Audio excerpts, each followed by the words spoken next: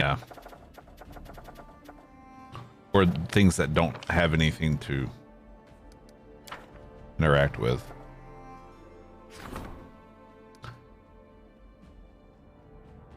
Okay.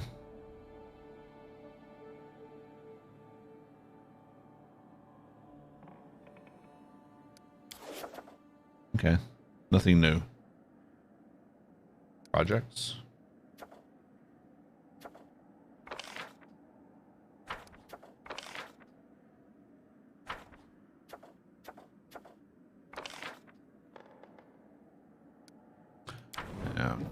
We don't have anyone for that. Yeah.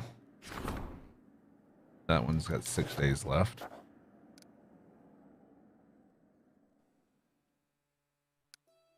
It's good that it doesn't force you to travel back to the kingdom to handle it.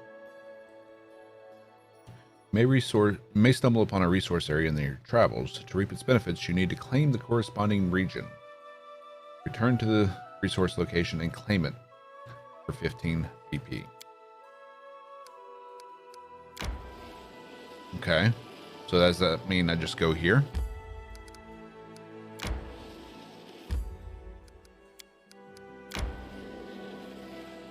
I need to catch my breath.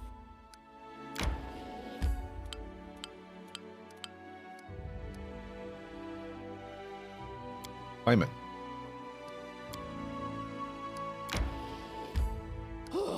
My life is a burden.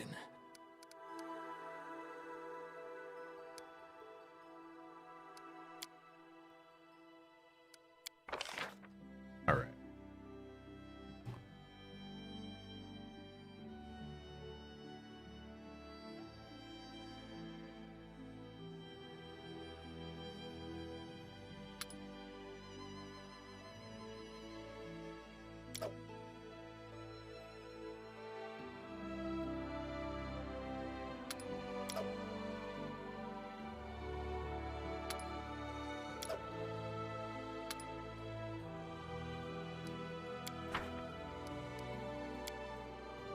Submit. Submit to the inevitable. Open your souls to Grotus. I think it's the only game besides Elix that has you quick saving every 5 minutes. And embrace the despair my faith promises. Yeah. When I still served Shelyn, my codex prohibited me from attacking. Still haven't first. tried Elix. Fortunately, I serve Shelyn no longer. Think on this, harem, before you preach your depressing sermons to me again.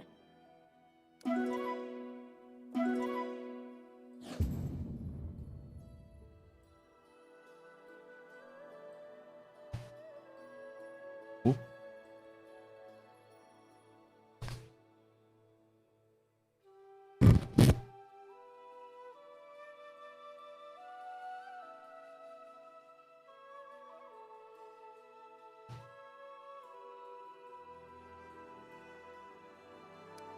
All right. Elix 2 is out at the end of the year, hopefully.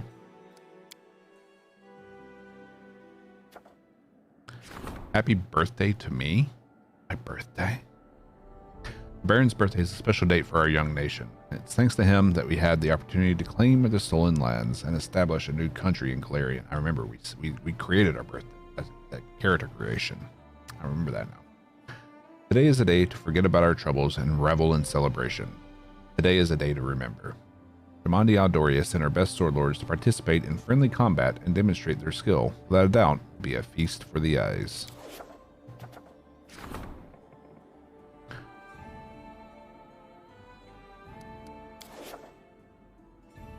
So, no new problems.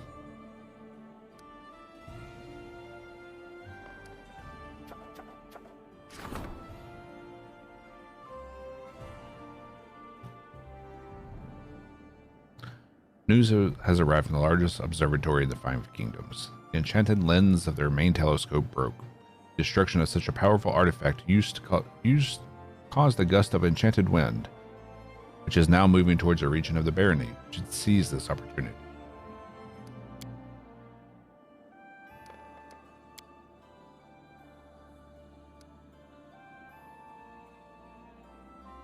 Not a lot of time before it expires either.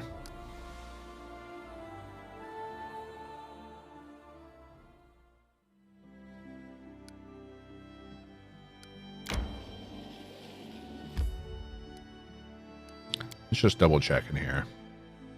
There was nothing else we were supposed to do.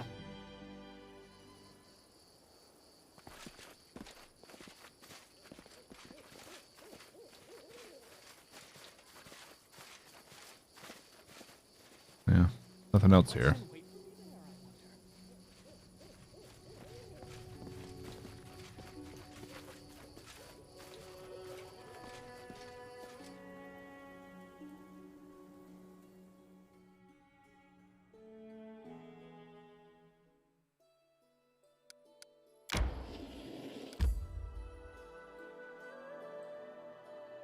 The loot system sucked.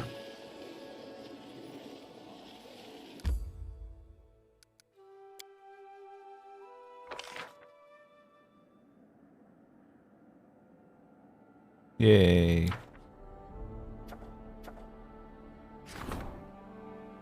Rumor has an unknown self-taught master crafting items. Okay.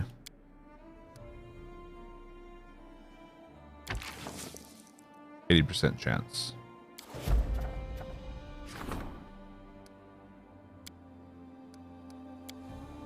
How much time is left? 17 days. Oof.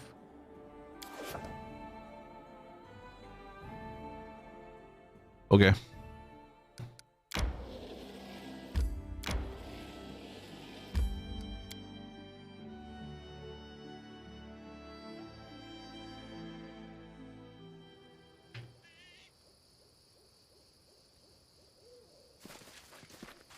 Blood for Gorum!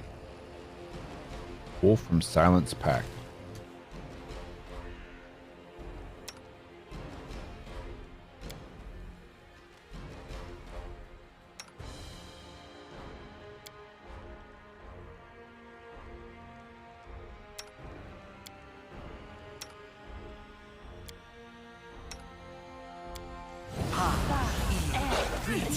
Whoops. We were doing it in large person, that's right.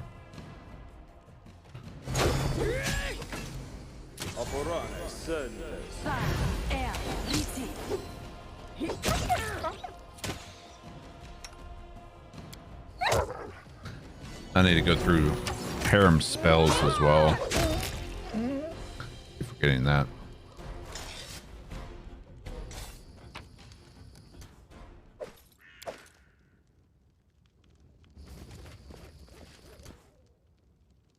Don't hesitate. I shall end this suffering.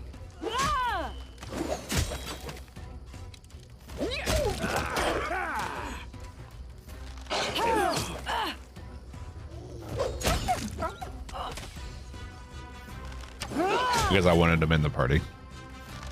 Backup heals. Extra buffs.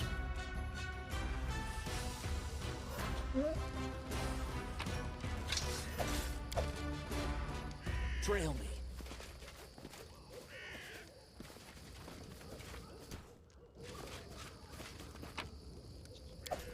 Whoops. Clicked off the screen. Step, step, step!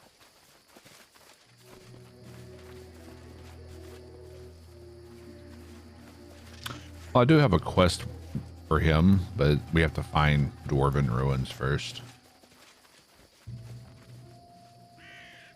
Just trying it out. Trying out different party makeups.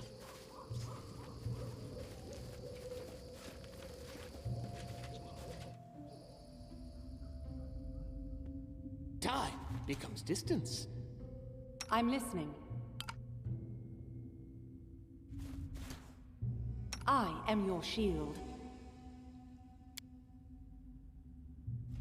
Running won't help you! Get him.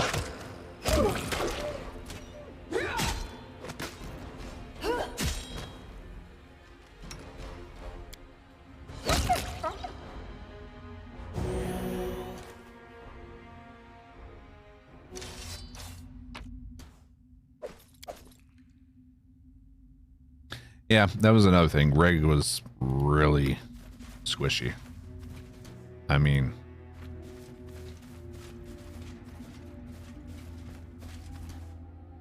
I liked him, but I spent a lot of time healing his ass. I am yours to command. We will prevail.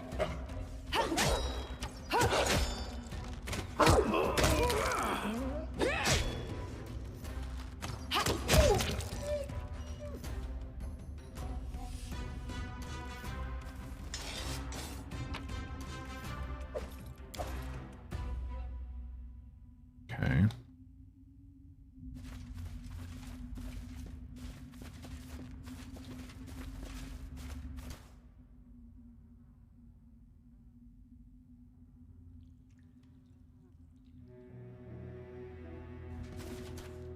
Octavia's all ours. Here. She belongs to no one, okay? We've downed better ones. Silence Wolfly.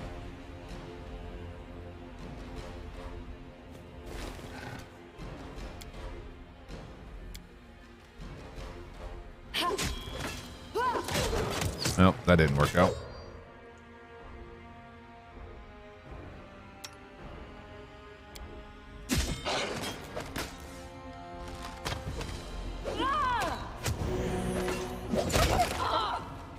Did I hear someone send you pizza as a tip? I don't think so. If it did, I missed that. We were talking about lunch.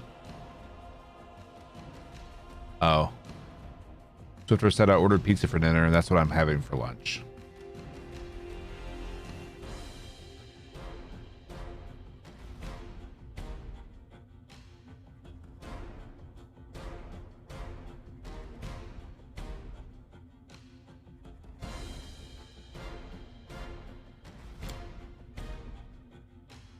He asked me.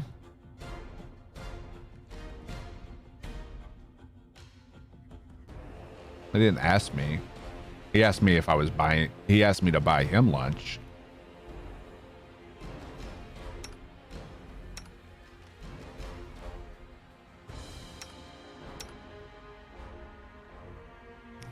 Can't afford to buy lunch for yourself. Oh, I was just joking around. I can afford lunch. I just typically don't eat lunch. Ooh. Ooh. Move yo asses.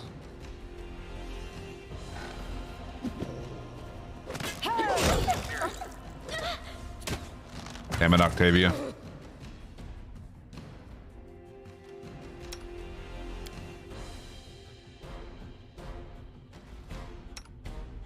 Get that bless on. Boss is here.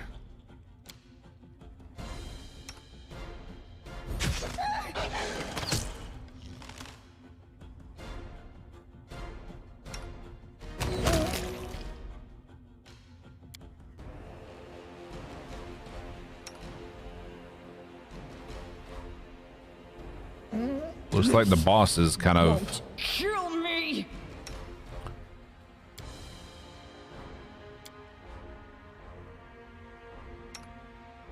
stuck behind everyone right now.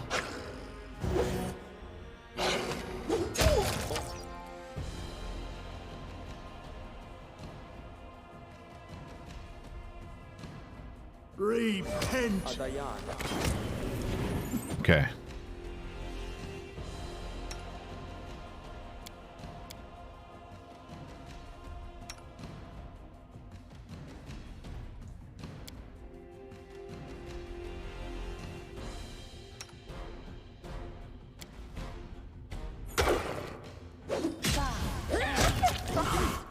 Okay. Do it again.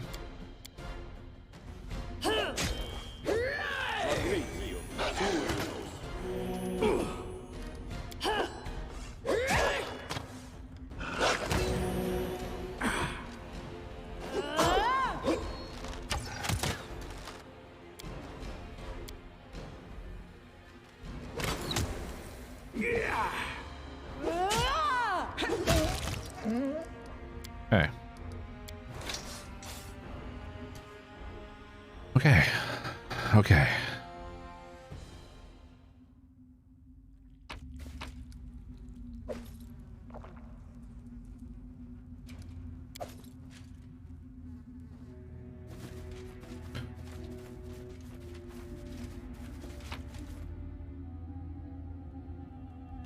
Scythe.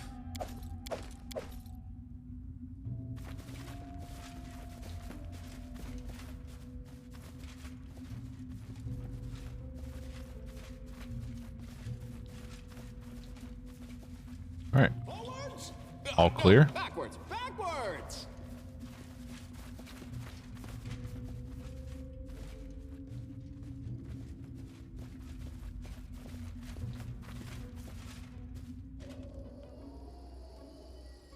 Step, step, step!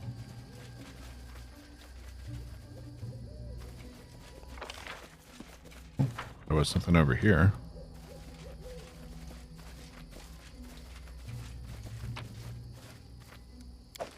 Just junk loot.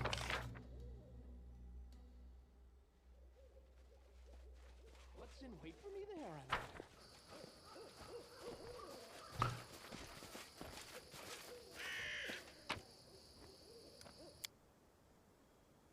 No one got it. Eaten. Eat. Nobody got gobbled up.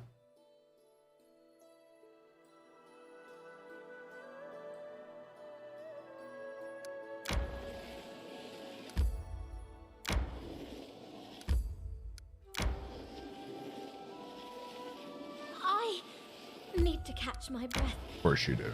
You're always tired.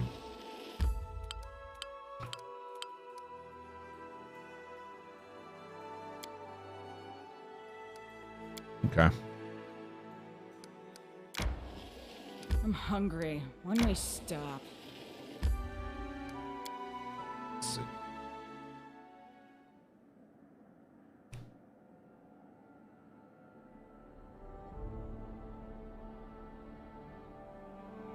How do we get to claim more and expand and claim all of this?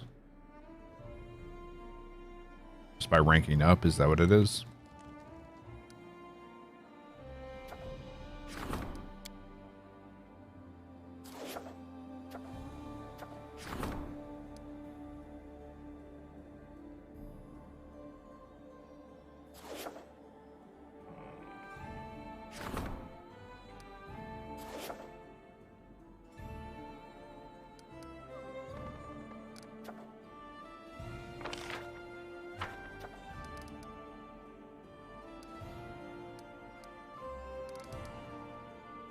Okay. Let's go ahead and rest and keep going.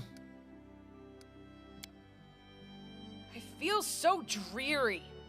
I want to punch someone so hard. Easy, Amiri. There's no one to fight here, nor any reason to. I could read you something for fun if you like. Yes, tell the barbarian a bedtime story.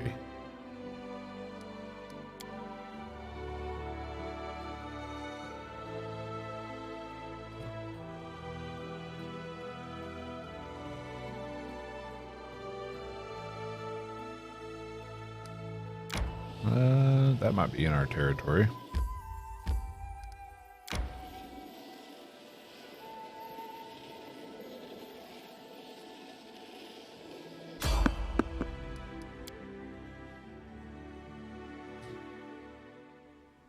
I'll carve my Oh, I'm name loving the into your game. Flesh. All right, let's send Amiri to charge that one. Cleric. Have them attack that one. Provoked.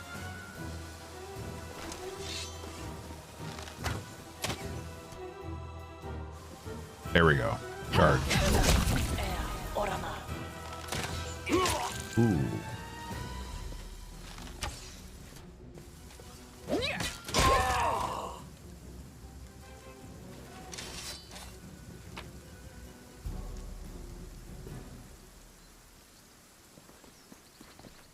Trail me.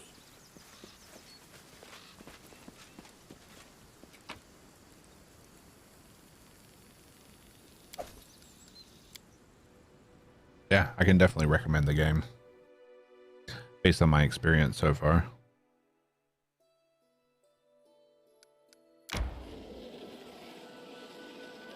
And the sequel, Wrath of the Righteous, is coming out September 2nd, which is why I'm wanting to do a full playthrough of this.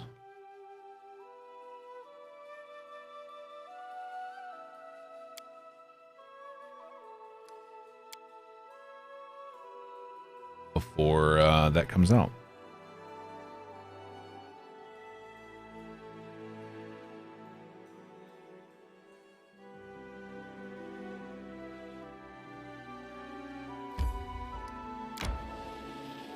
I need to catch my breath. I don't know.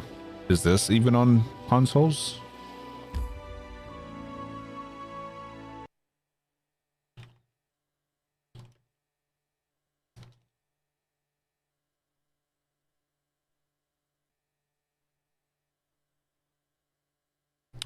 Pathfinder is available on consoles. All right.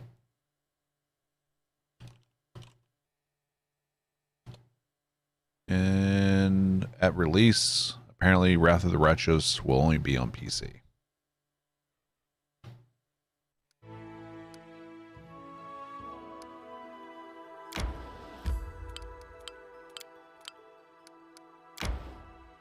We should gather our strength. What's the point in worshipping Grotus? You've said it yourself. When the moment comes, he will destroy everyone, including his congregation. That is exactly why, Tristian. In the face of Grotus, everyone is equal. Believers and non-believers, people and gods. Only he is worth venerating, because everything else is empty and meaningless.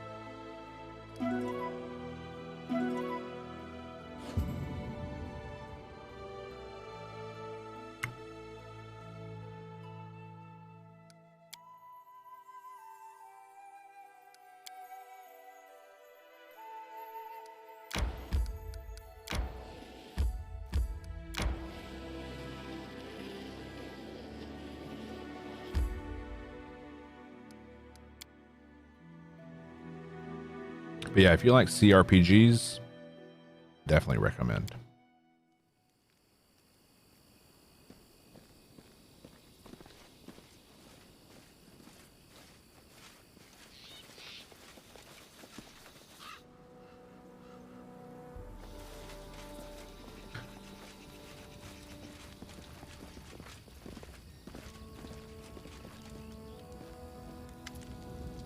Show me your wares. Let's offload some stuff.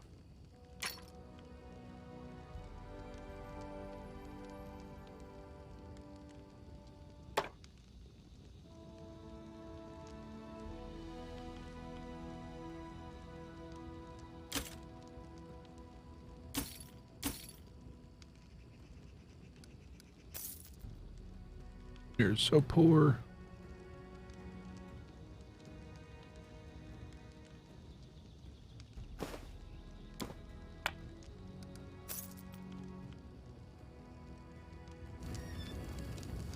Bakken. And this is what we came here for.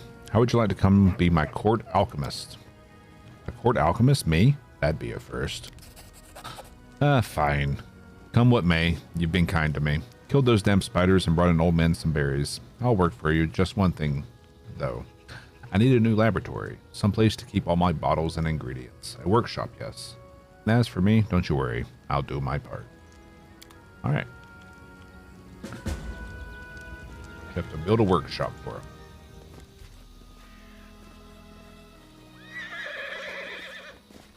Svetlana, does she have anything new to say?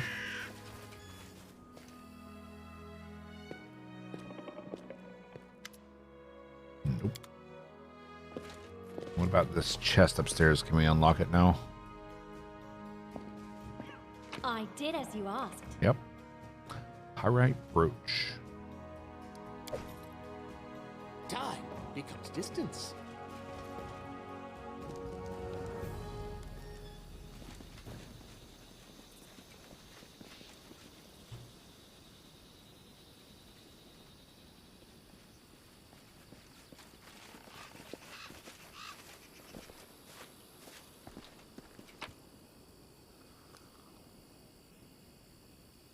Wait, what?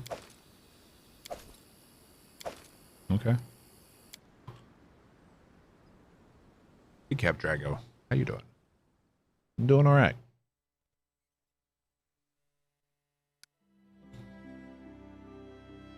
Just establishing my empire here. Let's see.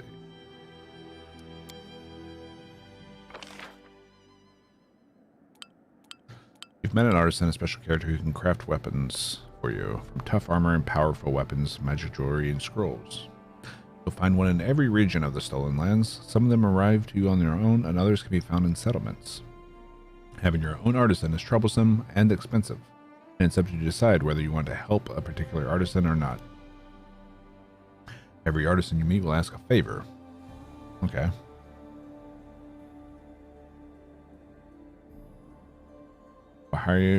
You hire will eventually request your help in creating a special item. Okay.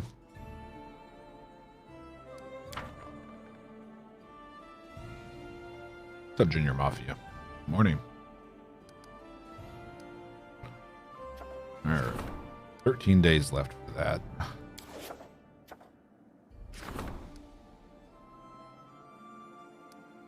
The throne room? Well, there's not a time limit on that.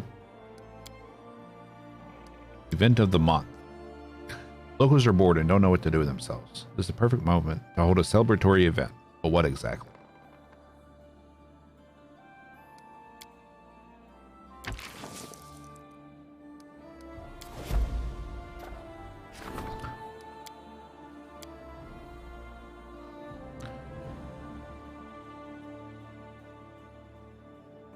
Well, assuming it's a 30-day calendar, this will expire in roughly 15 days. We won't be able to do this one, unfortunately. You're a bit stressed out.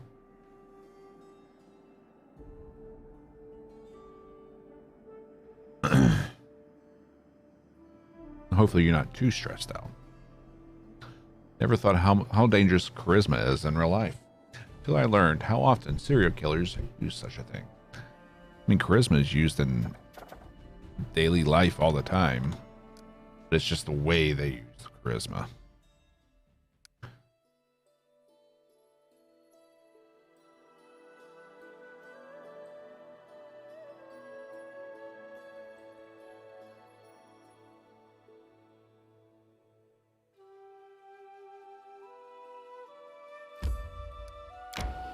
Let's go to our other village on our way back to the kingdom.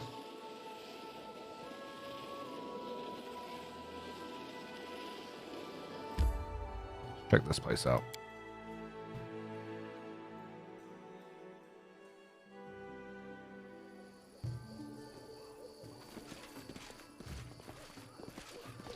Trader.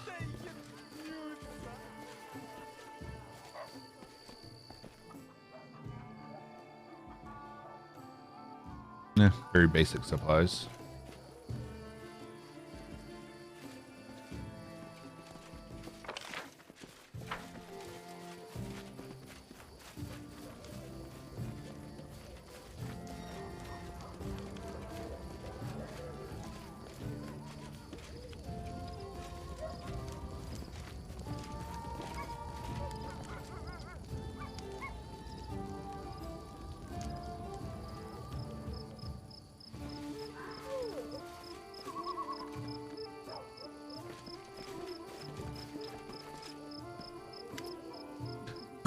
Guess charisma is acting skill used for social heavy occupations. Is a acting skill.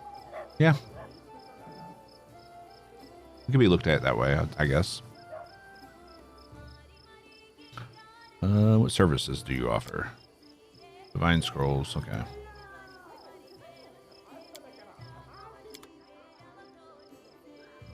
No.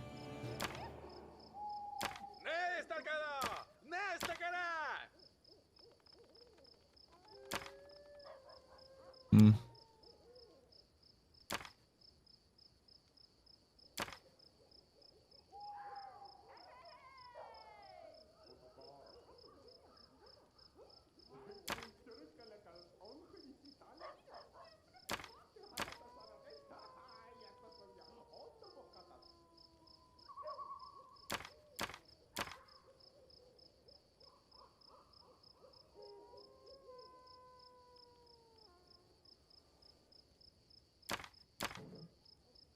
I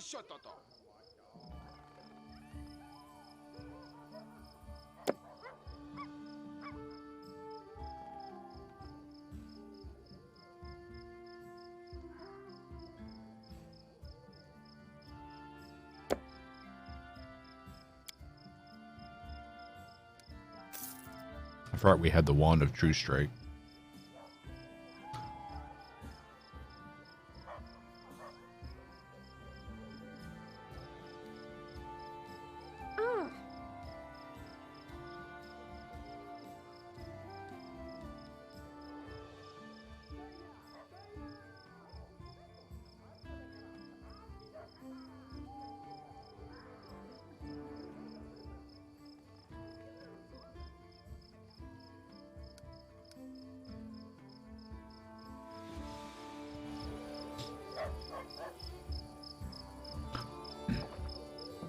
If you're a leader, inspiring those around you. If you're a serial killer, it gets people deceptively more comfortable around you. Well, it all matters. What matters is the intent behind your actions.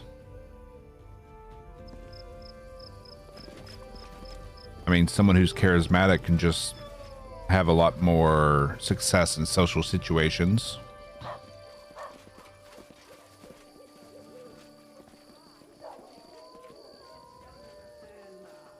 Without having nefarious reasons behind it.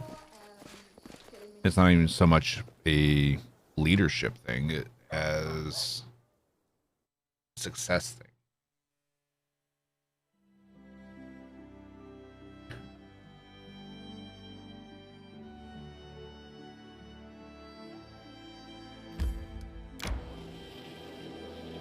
I would say being charismatic doesn't have a moment of respite. Doesn't guarantee success in life, but it provides you more opportunities. I sank to such lows after my exile. Step accord. I was a pathetic sod. How you doing? Drowning my feelings of uselessness in cheap drinks. Oh, it's a very social heavy trait. Absolutely. The teachings of Grotus would bring sense to my life. I mean, if you're a hermit, really you don't need to be charismatic, because you just have to be charismatic to yourself, and it doesn't take much.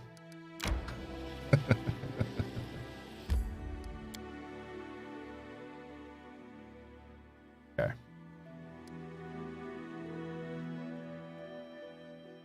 Throne room.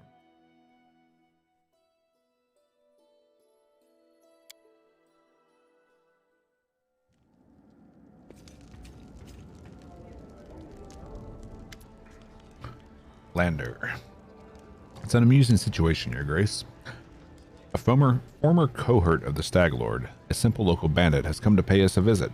It seems that he and all the other bandits in the area believe that you are now the new Lord of the Stolen Lands. I mean, I am. So they sent him to pay their respects. He even brings gifts. Wishes to share his loot, so that in response you will permit him to conduct his business in your territory. It's not a bad solution. I'm sure the bandits will pay generously for the right to be private tax collectors. Of course, outside your lands, some may look upon this as organized extortion. What do you care about these stiffs from Bravoy?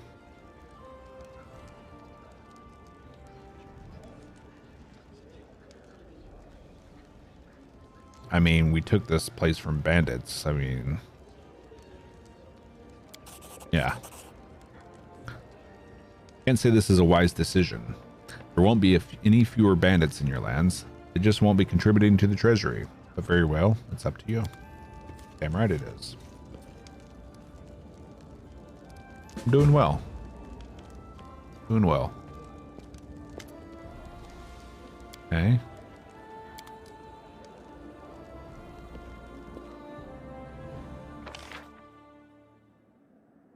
All right, that's taken care of. 11 days. So that's what the number is. How many days are left before it's complete?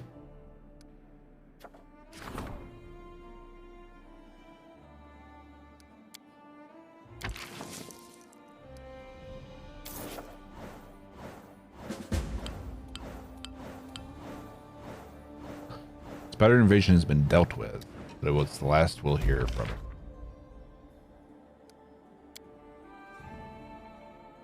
Community rank 2.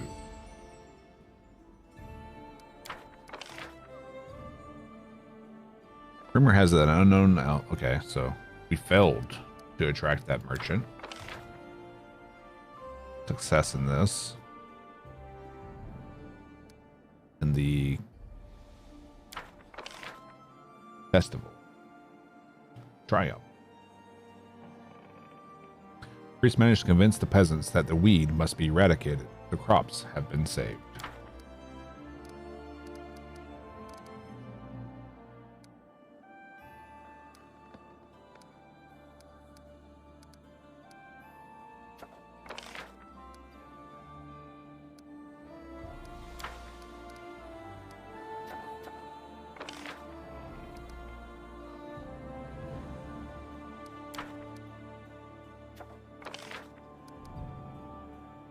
How much BP do I have?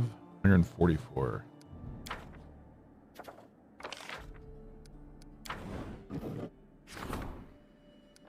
Still no one for that.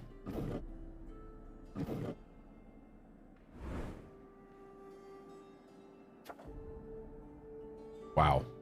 Okay. To the throne room.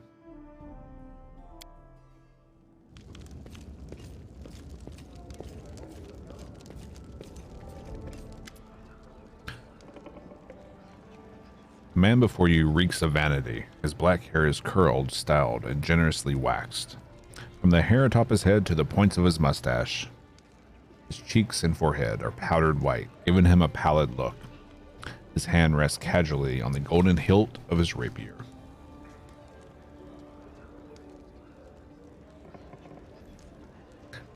None of the GTA RP people you watch are not streaming it. It's weird that all of them aren't on. Ah, the ruler of this barony. I'm flattered by your attention. Sir Stefano Mosconi of Patax at your service. What brings a Pataxian noble to my barony? I was just traveling back home to glorious Patax after paying a visit to Restov, all in service to King Castruccio Irovetti. Thought I might take a day to visit the capital of Patax's bold new neighbor. Sir Stefano sniffs and grins. I must say, really should have spared myself the trouble. It's really hardly worth seeing.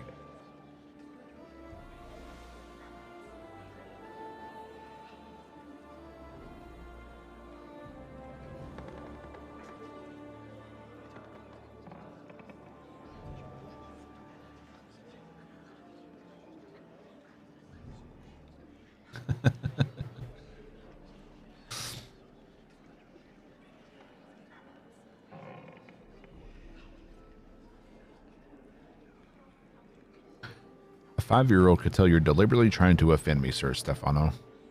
Perhaps you could just tell us directly what you came here for. You know, the initial goal of my visit was to take a measure of your so-called barony, to see if you had anything of value to offer Patax. And do you know what I found? Nothing. You have absolutely nothing to offer. Military, weak. Culture, weak. Economy, weak. You best pray to all the gods that my king Irovetti doesn't declare war on you. On the other hand, maybe you should pray he conquers you. This mess of a barony could use the rule of a proper king.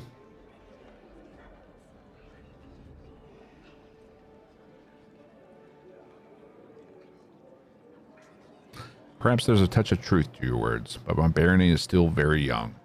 Everything will be different soon. If anything ever changes here, it'll be the number of dung flies, and that will only grow. Well, I shan't continue this slaughter. No use of battling someone who can't even fight back. All the best.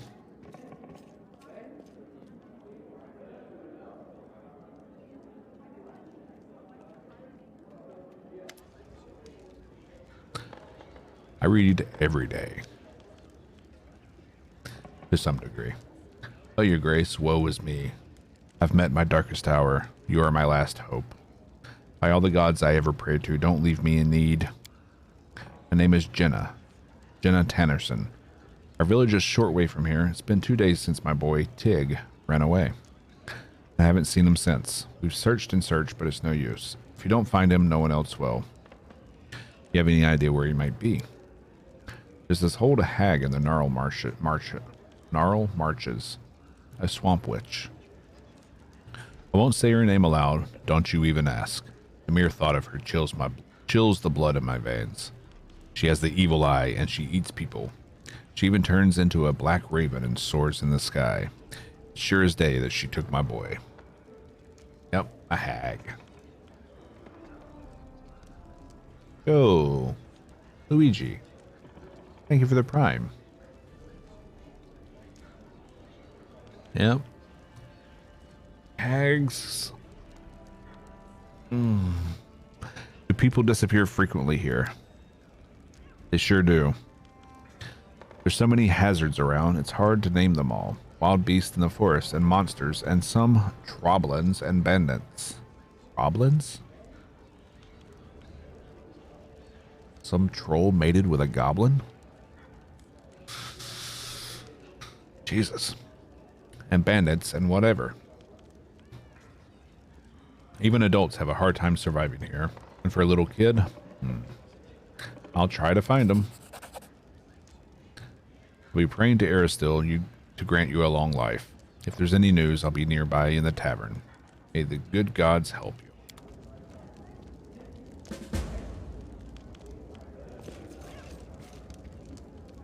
What is this? Your Grace, we are victorious. We fought off the spider invasion and defeated the strange dryad who led them. We? I don't remember you being there, Jod. As a sign of gratitude, your subjects have a special reward for you. 2,800 gold. Wonder, was this flood of spiders truly caused by that curse? I mean, the curse must be ancient and very ominous. Spiders were definitely scary as well, but they weren't ancient and ominous. I agree with Lindsay. This does seem strange. It seems more like the plot of an insane dryad than a true curse. Then how can we explain the dismal atmosphere on the bald hilltop? The pressure both of us felt there, Jod. Maybe the curse drove the poor dryad insane, causing her to lead the spider invasion into the barony. In any case, I have alarming news. As soon as the spider invasion was over, I visited the bald hilltop again. It's grown quiet once more, and just as gloomy as before. I don't think the curse is broken, just laying low. Just like a monster that rests before it feeds again. That wasn't the boss. That was the herald. What, again? I'm sorry for bringing the bad news. Unfortunately, we failed to defeat the curse for good. How much time do we have? Oh, a fair amount. I'd say half a year or even more. Now that the bald hilltop is quiet again, I can barely feel its evil will. I'm sure we'll have enough time to prepare for the next attack. I want to deal with this problem once and for all. What do you recommend? Let's level... Yes, let's level the bald hilltop to the ground and put an end to the curse. She wants to go the nuclear way. And now we'll be able to defeat it in such a straightforward fashion. The heart of the curse is undoubtedly centered on the bald hilltop, but the spiders appeared all throughout the barony. I don't think we're going to do any damage to the curse by destroying the hilltop. I would expect exactly the opposite. We'd only provoke it into attacking again immediately on the heels of the last. Now, the best we can do for now is make sure we're prepared for the next attack. Don't be such a pessimist, Tristan. We might truly be able to overcome the curse, but only by studying it thoroughly. Your Grace, I will gather the information available on the situation and get to work. If only we knew more about the curse, we might figure out some way to fight it. Don't understand. I spoke to the locals. They never had any spider invasions before, and nothing ever happened on the bald hilltop before either. Now both spiders and the curse, right when the new barony appeared in the stolen lands. All of this seems highly coincidental.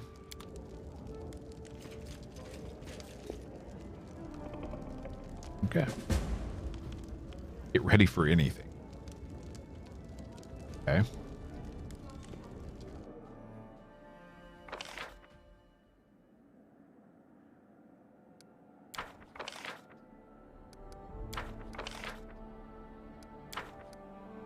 Okay.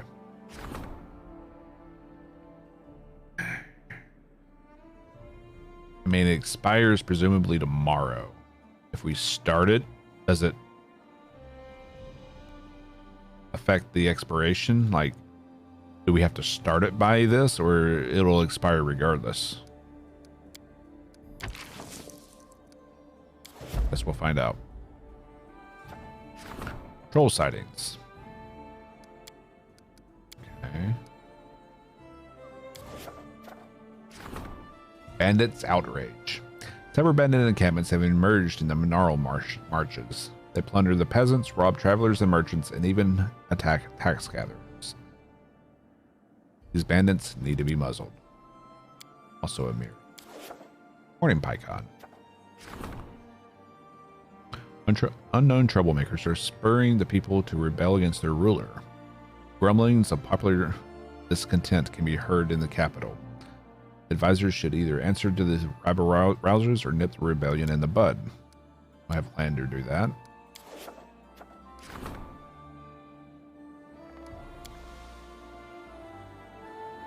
Okay.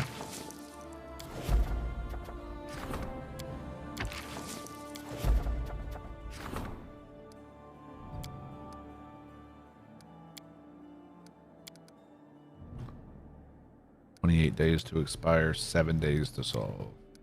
So yeah.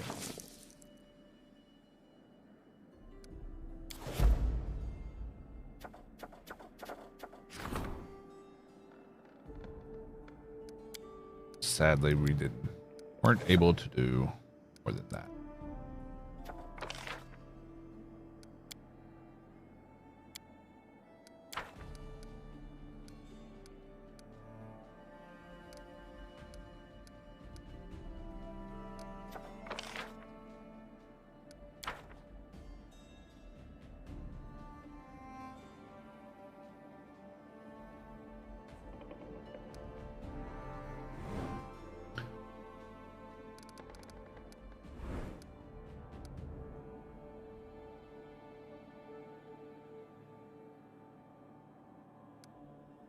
Okay. Let's skip a day and see what happens. Bands of marauding trolls have been seen throughout the region. The people are frightened and beg for protection. We lost 2 stability.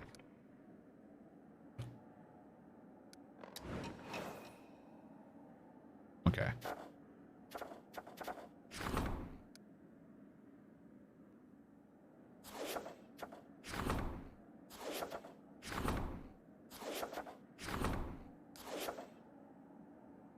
Stats.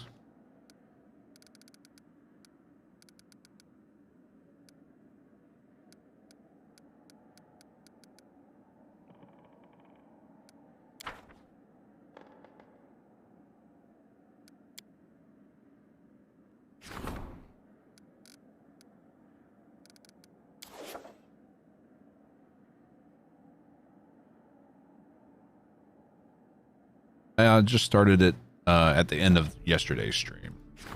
But yeah, it's a relatively new kingdom. Brewery, shop. Workshop we need to do.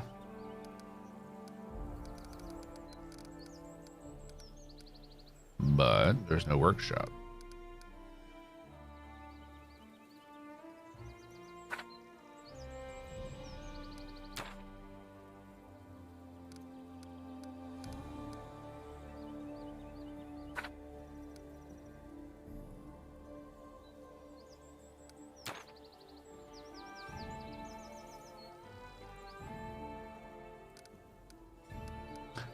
I'm assuming there's a way to expand this so we have more areas to place buildings in.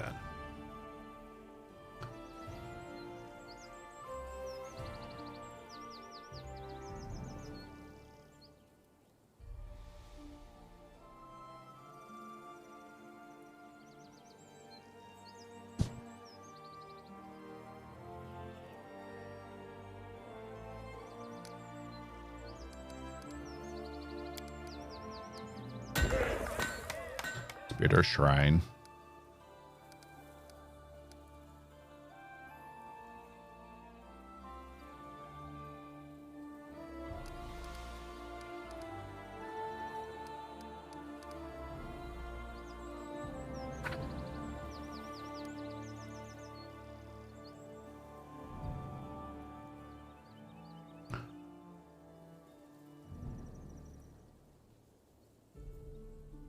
Okay, we can't upgrade it.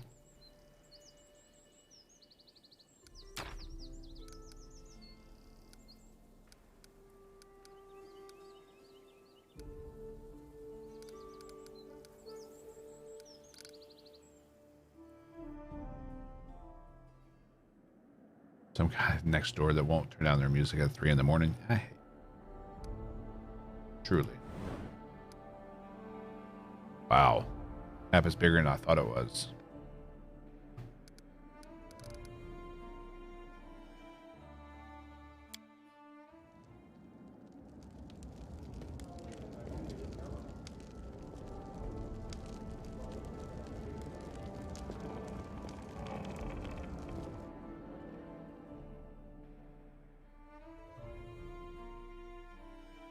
Voices are going off?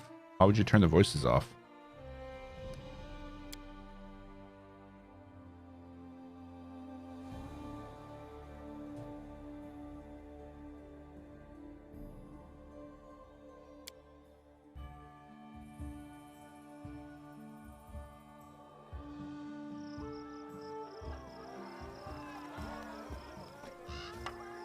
Okay.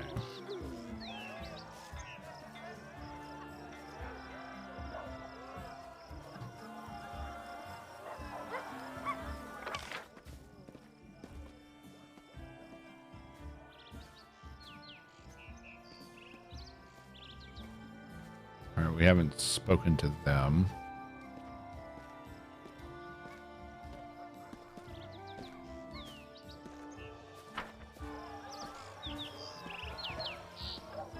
Inio.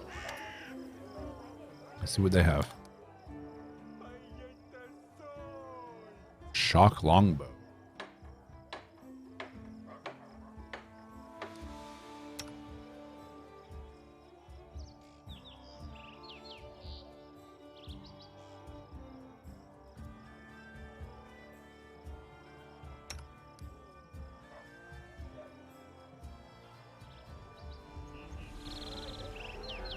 Step, step, step!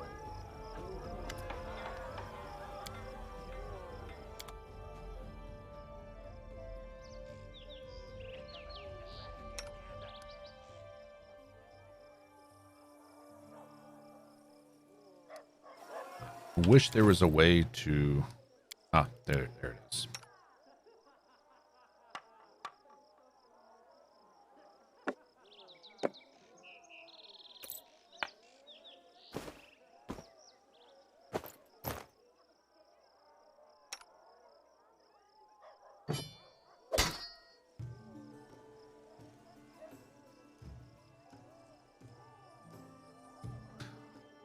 Their displeasure to listen to. Hey, each their own. You don't like it, you don't like it.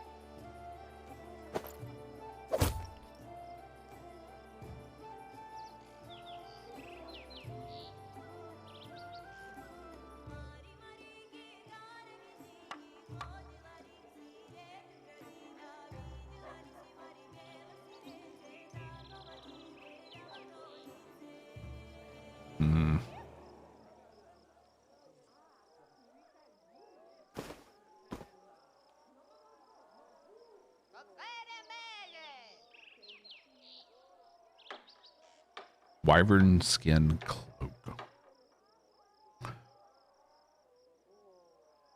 Close to enhancement to natural armor.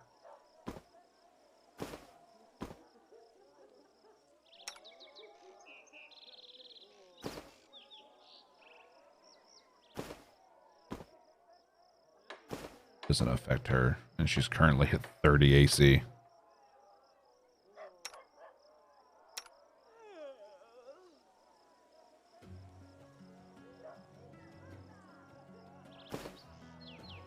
Oh, I've been loving this game.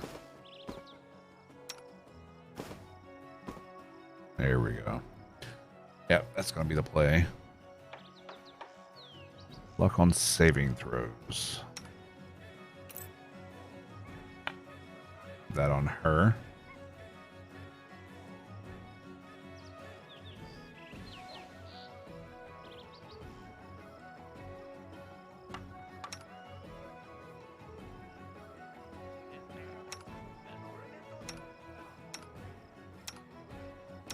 They all have rings of protection.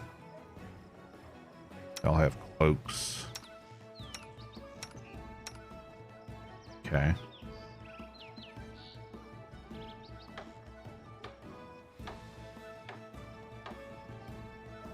think we're good. I am looking forward to Wrath of the Righteous. I've been like keeping the information I've taken in about Wrath of the Righteous to a minimum. I don't want to know too much. I kind of want to take it all in when it comes out.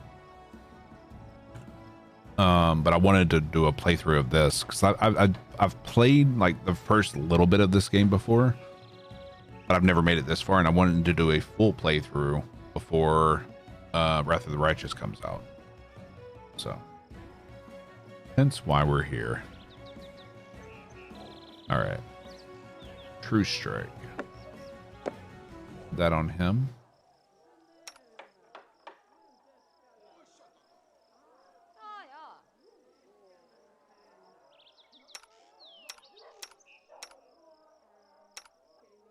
Okay. Need to look at shield and weapon for him. Maybe let him spec into Dwarven war axes.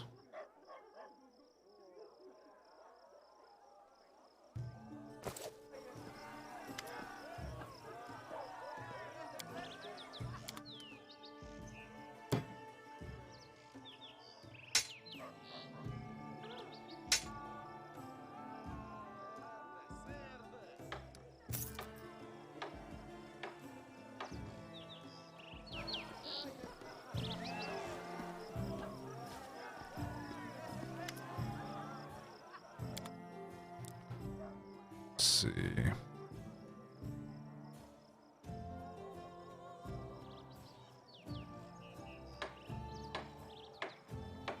Have a good one, Roscoe. +2 to attack rolls.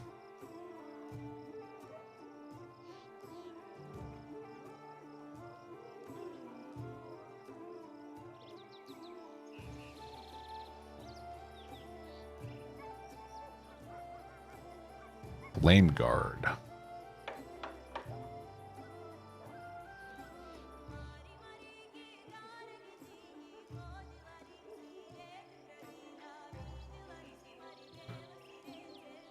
That might be worth grabbing.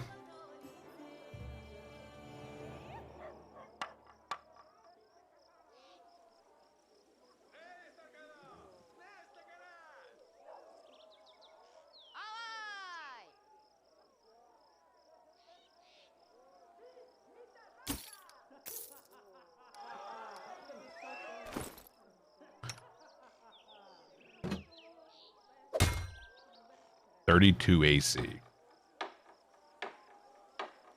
Then we can put this on him.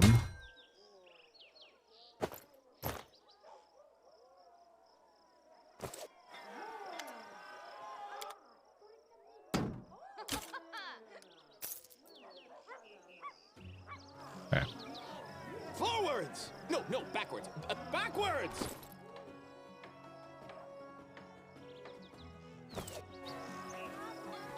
I think we're good.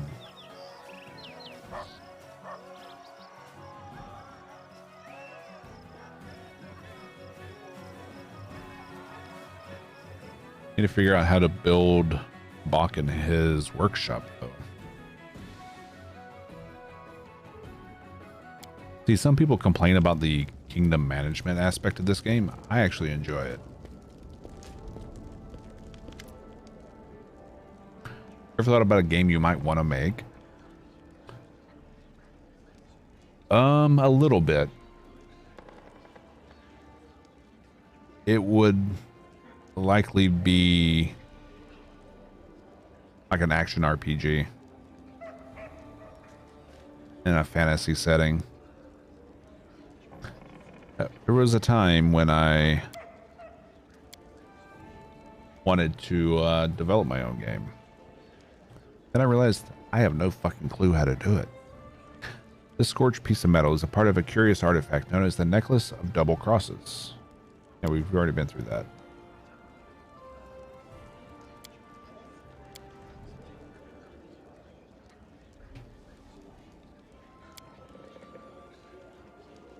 Okay.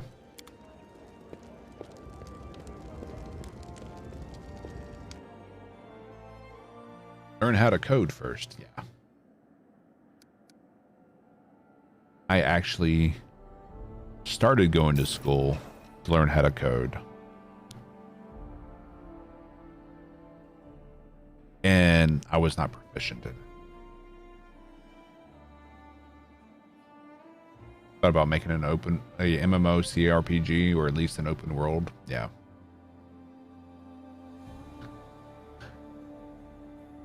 I was not proficient in C++ or C#.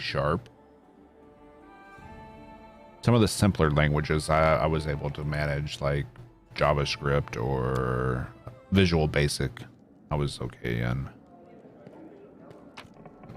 But I couldn't wrap my head around C# or C++. Of course, I was very young and dumb.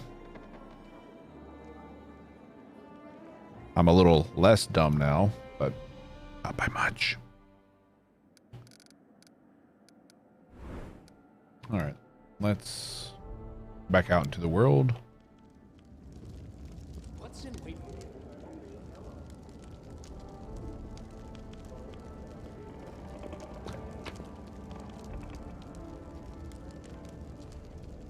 C# and Unity is really nice. Depends on the game type of game you're wanting to make.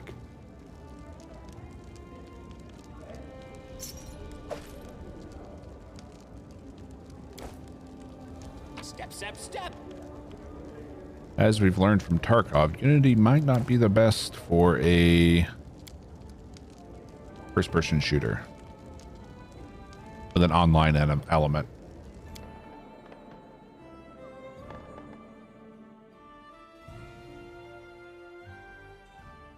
Yeah, at least 3 or 4 guys. Yeah, that way it's not all on one person to be specialized in everything.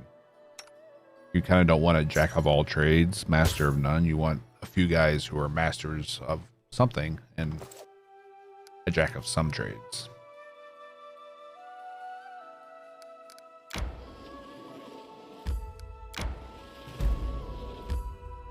Ford across the Skunk River. Yeah, we gotta go back to Devik as well. Devik Nettle.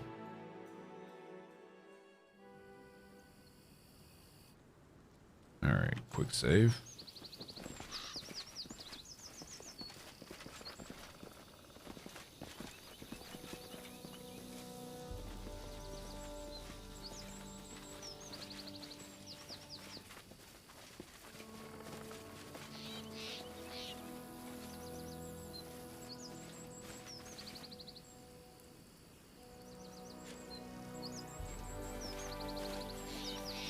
Oh. All right, let's go ahead and throw out a bless.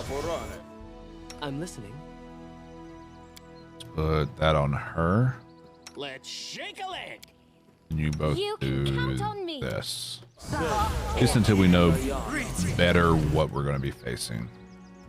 If it turns out to be something more, Give the order. we can buff a little bit more. I'm not afraid. V Manolia. Thank you for the follow.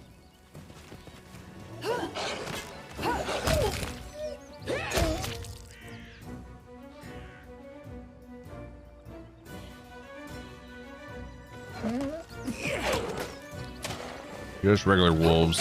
Shouldn't be an issue here.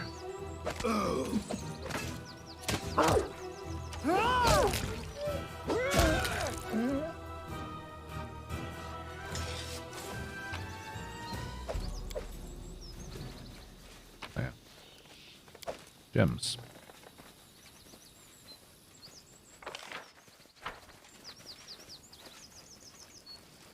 Mushrooms.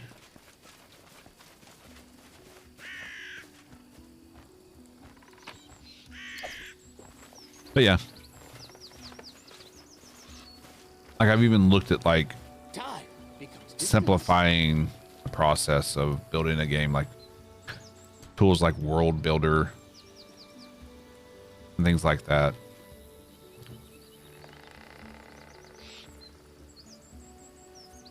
But still, like I've looked at Unity Engine and I just can't get my head around the programming of it.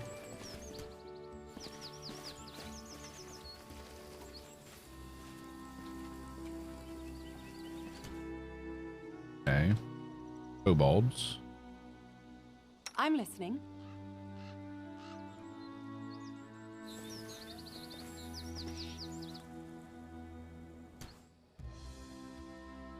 Don't hesitate. Face me if you dare. Big smash. Hideous laughter. Boom sayer. Well, she's on the ground, isn't she? Let's make these two attack that one. This is for you!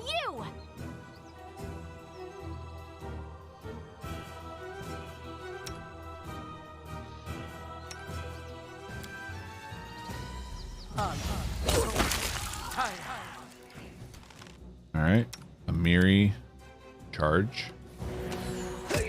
Look at me, Gora! He booms no more.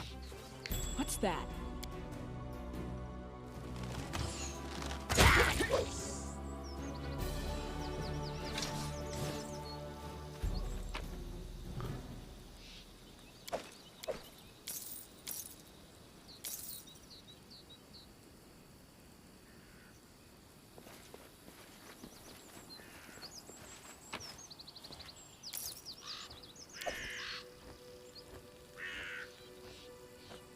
Camp looks habitable. Its owners must be somewhere nearby.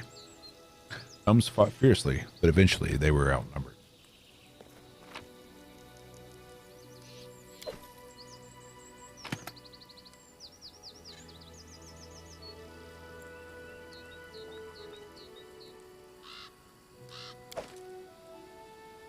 Trail me.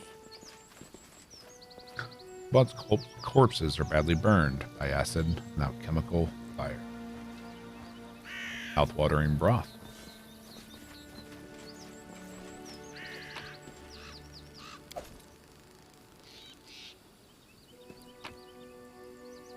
Sigh.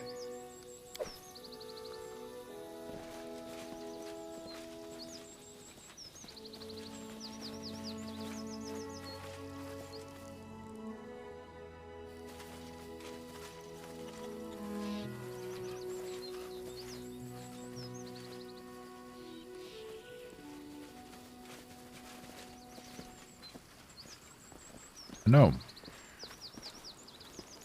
To arms! Alrighty then.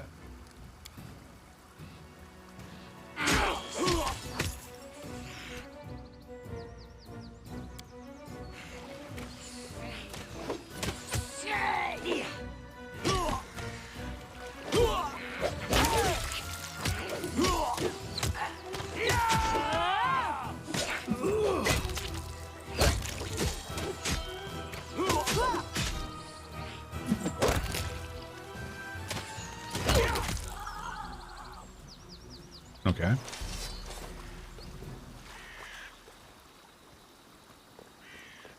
Even more. Okay. Tartuk.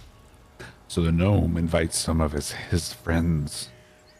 Stupid, slow. Sluggish gnome. There's a purple kobold on the riverbank who looks like your old acquaintance, Tartuccio. Kobolds wants this cart. Kobold shall have it.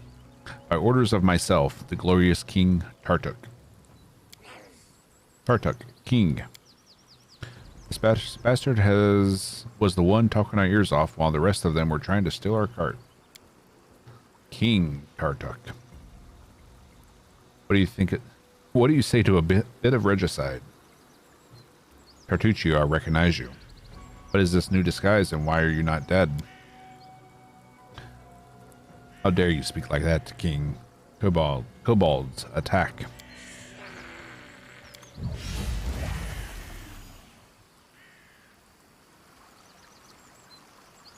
Let's give them what they deserve. Alright. Let's have you three move up here. You start charging. Aram, you go here. Amiri here. Wow, they all charge. Okay. Can we not attack Tartuk? I'll fight if I have to.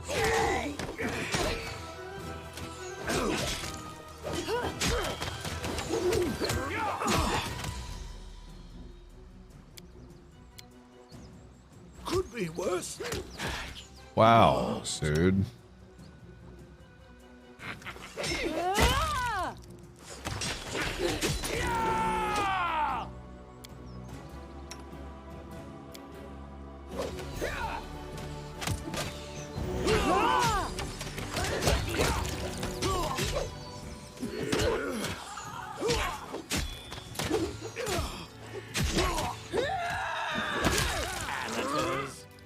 Amateurs.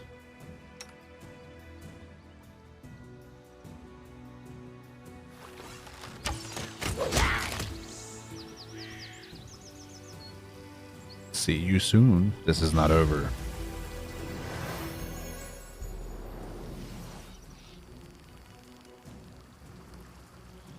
Okay.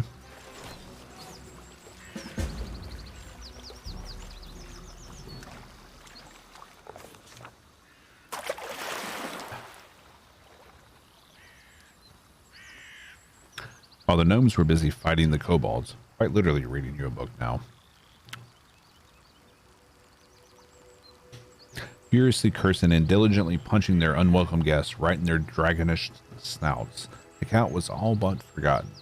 The unwitting cause of the fight was it was being dragged away by the scared ponies when it slid down the ford, sinking all the way up to the coachman's seat in the river. This is where the Skunk River flows into the Tuskwater, and the current becomes excessively spiteful, cold, stubborn, and turbulent. Having taken hold of the gnome's cart, the Skunk River must have decided to drag it down amid the commotion, but it was caught in the act.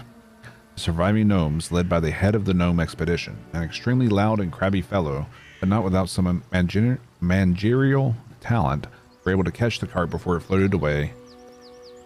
Faces red and grunting from the strain, they struggled to keep it from drowning entirely. Just then, a package fell into the water. With a heartbreaking splash, it vanished beneath the current, only to resurface 10 meters down the river. No! The head of the gnome expedition moaned as he glowered at the package. That was Alchemy and Life, the latest issue. After plunging into the cold river, the ponies immediately lost their nerve. Swiveling their ears and twitching, they tried to chew through the reins and throw off the load. Why are you just standing around? Go on, help them. The head of the gnome expedition was visibly dissatisfied as he shouted.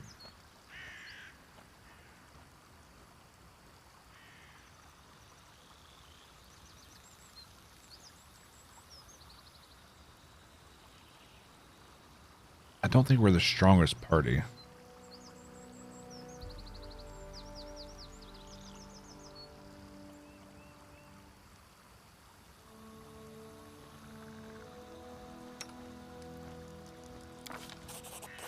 Amelia nimbly climbed onto the roof of the cart and carefully crawled toward the ponies and hitched up at the riverbank. The ponies seemed to be relieved to feel a firm hand holding the reins again. They calmed down at once and allowed themselves to be unhitched. In just a few moments, they were standing back at the ford, ready to pull the cart from the river.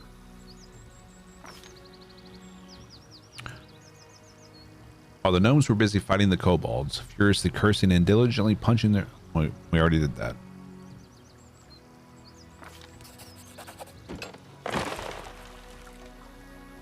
Set under the wheel, the crowbar wedged into position against the stones of the riverbed, making the process of pulling the cart out of the river easier. Tie a rope to the cart. 1, 2, 3, and a rope was securely tied to the cart, making it easier to pull out. A good lesson for every adventurer. Never leave home without a rope. Rope is your best friend. Gathering our strength, we began pulling the cart from the river. You're certain you're ready.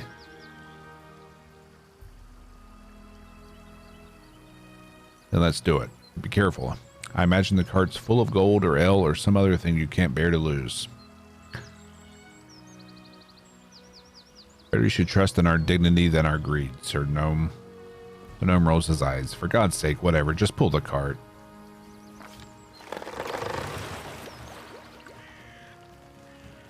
The cart creaked and cracked, sounding as though they were sobbing. The board strained against the combined stress of the rushing water's pull against everyone trying to pull the cart ashore. Unfortunately for the cart, both sides were of equal strength. Something had to be done, or the poor cart would be torn to pieces.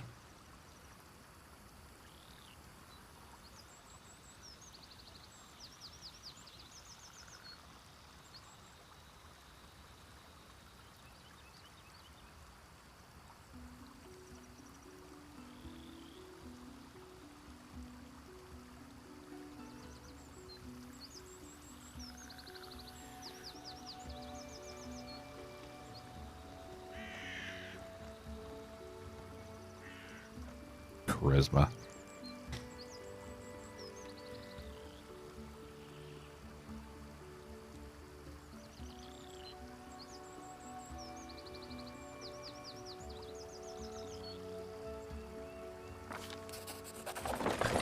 After everyone struggled together for a while, the cart finally made it out of the muddy riverbed and rolled back onto the rocky ground of the waiting ford, prompting some seemingly indignant sloshes and squelches as the river released its trophy and rushed along in search of easier prey. Losing no time, the head of the gnome expedition jumped us inside.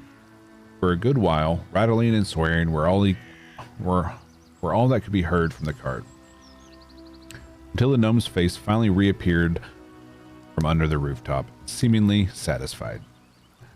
Almost everything's still in place. It's all wet and crumpled, but at least nothing's missing. Thank you, travelers. For your help, guided by my keen supervision, of course, I'd have to say goodbye to all my possessions. Only 11 XP for that? Oh, man.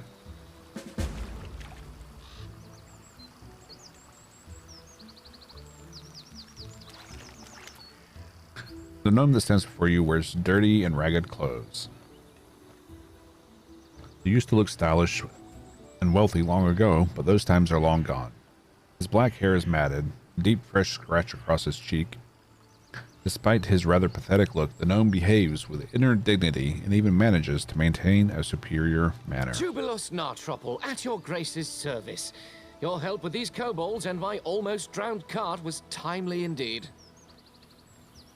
By the way, it's a shame no one organized a greeting party when such a famous and popular person as myself arrived to your capital.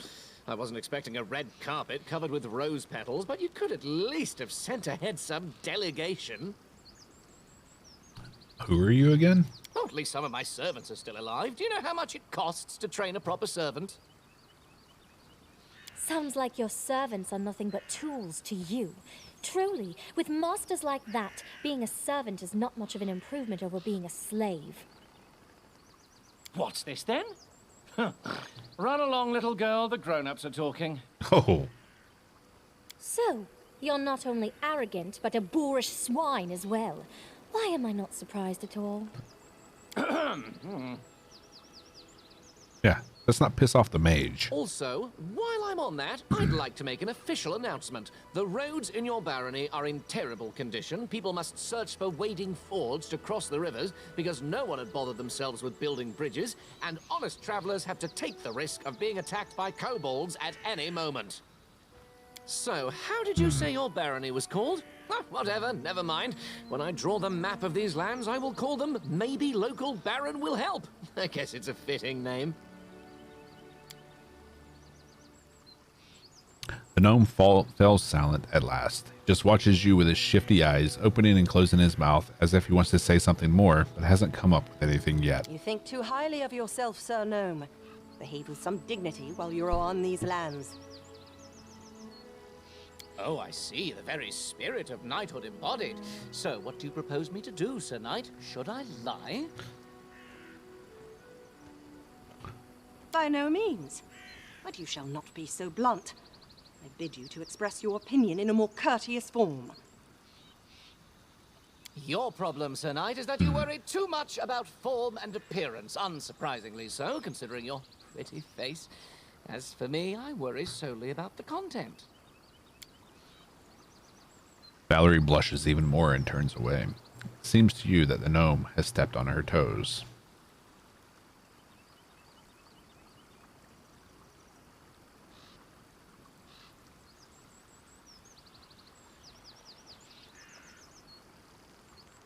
For someone who values content so highly, you seem pretty quick to make superficial judgments. Oh, is that so? I would deem it necessary to inform you that... Please, don't waste your words and time on this buffoon, especially because of me. How do you know I'm a baron? I've already told you I visited your capital some time ago. Weren't you listening to me?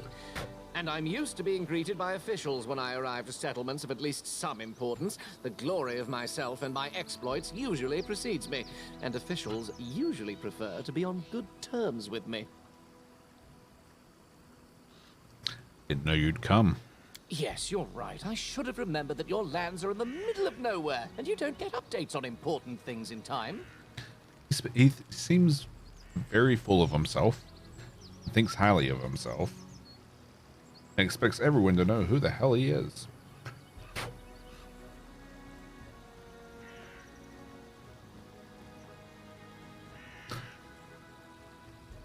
I don't like your manner of speaking. So what? I don't like a lot of things. You know what I do when I don't like something? I try to change it. For example, I don't like your barony's roads, so I've reported to the authorities about it, namely, you. And as for you, instead of pouting, you better get down to business and try to resolve the trouble. I can see it's your first encounter with the freedom of speech. Just do what you consider right, and let others discuss it. You know, not everyone gets a chance to become a baron, so discussing a baron's actions is actually all the unlucky ones can do.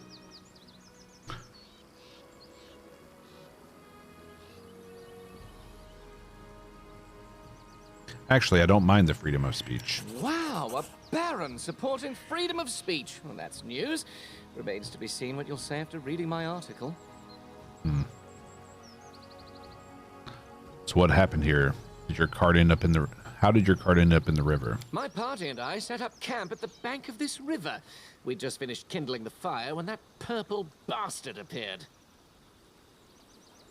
You can quote that.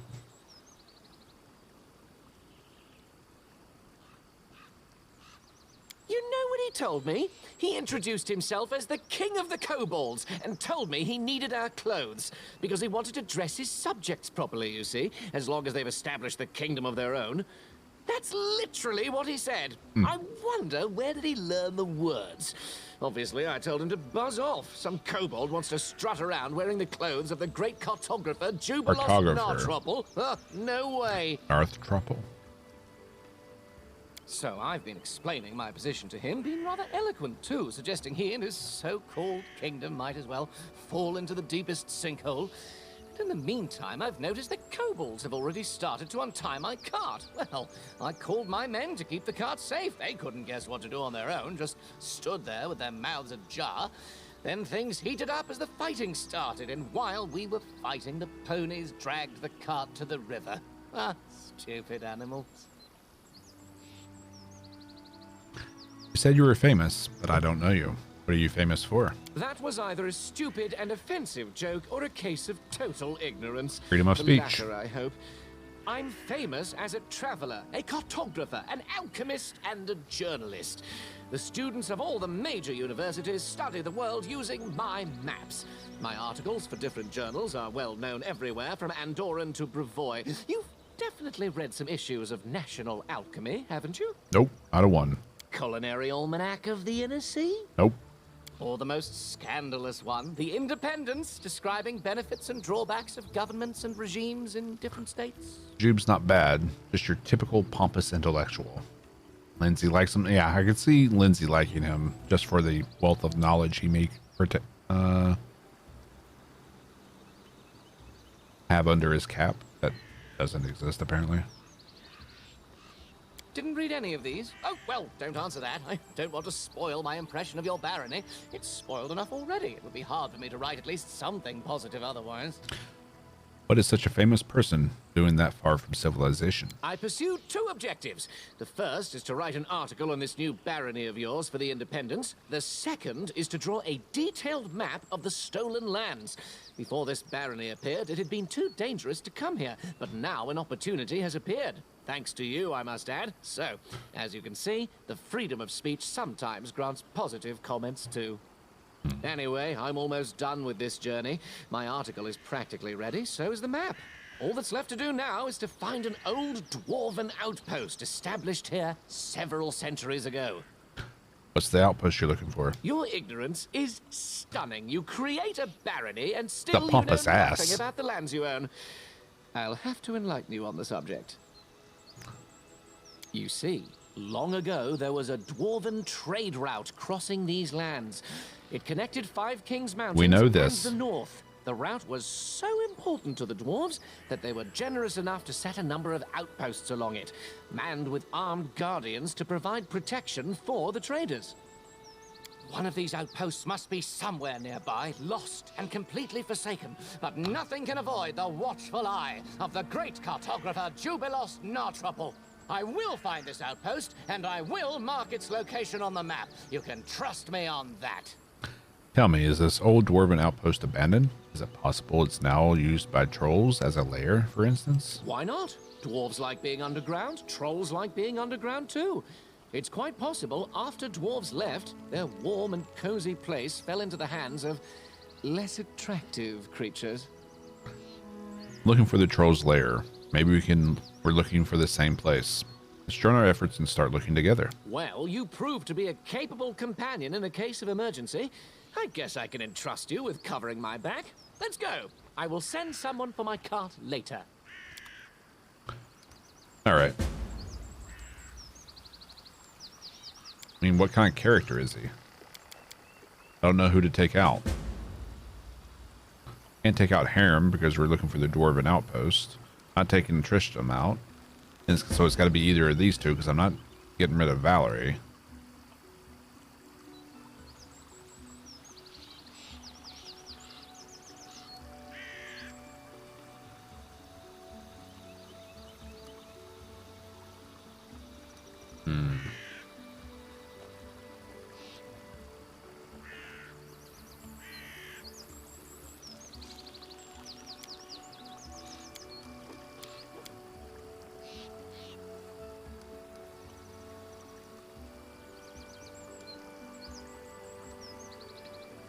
No, I'm not dropping Valerie at all.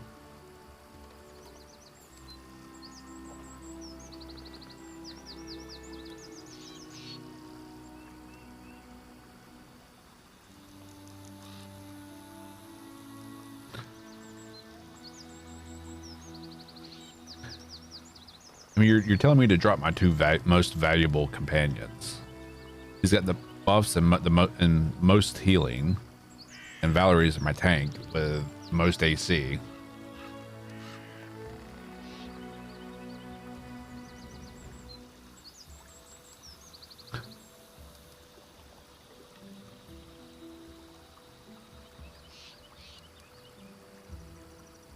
It's temporary. How temporary?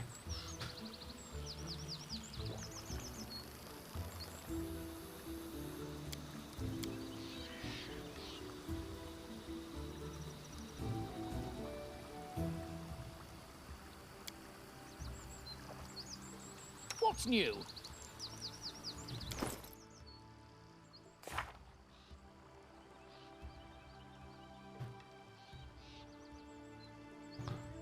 All right, so he's an alchemist.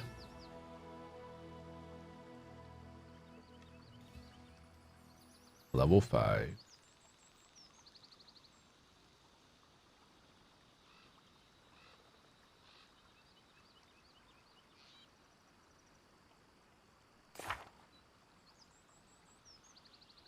Okay, he can cure light wounds.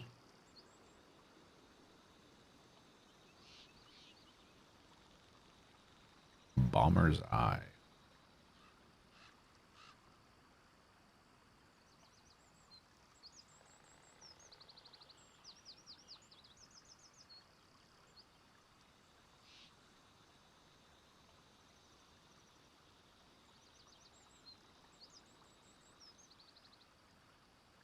Double your intelligence modifier.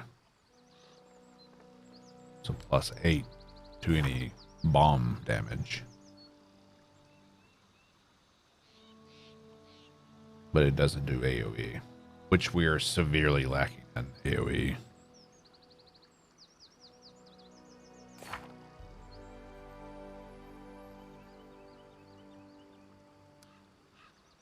Okay.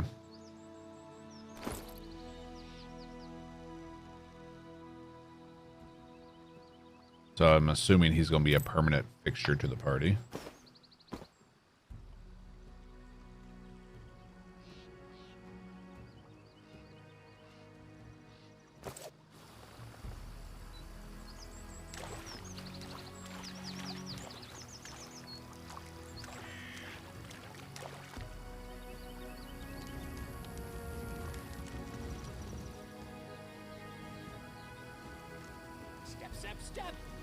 All right, nothing we can do over there.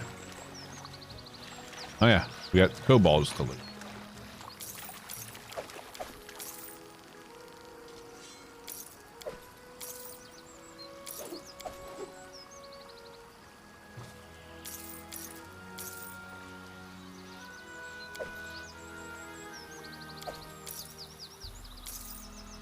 Okay.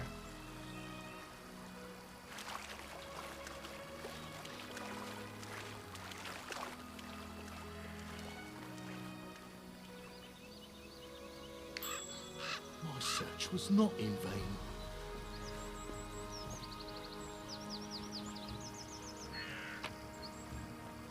Shard of Knight's Bracers.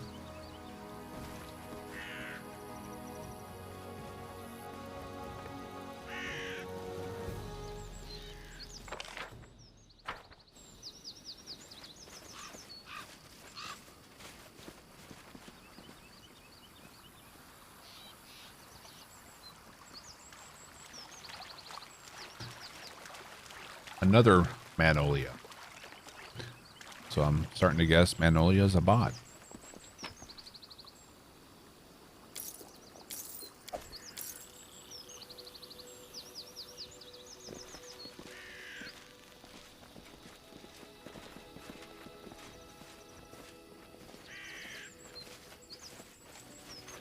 What's in wait for me there, I wonder?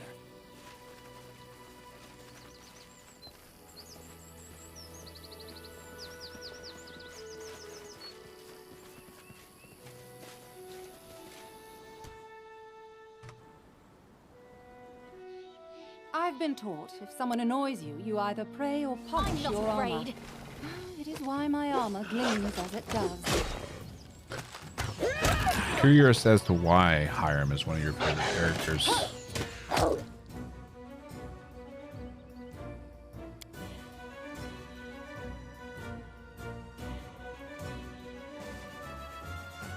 This spell has other uses. This spell has other uses.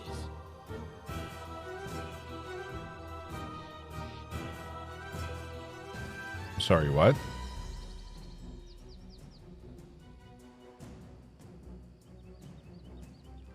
Just his personality? I find his personality quite annoying.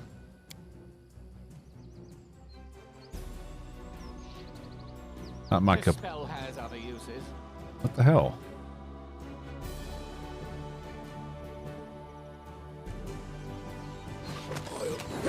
Is that a range issue? This spell has other uses. Or do you have to equip him with bombs?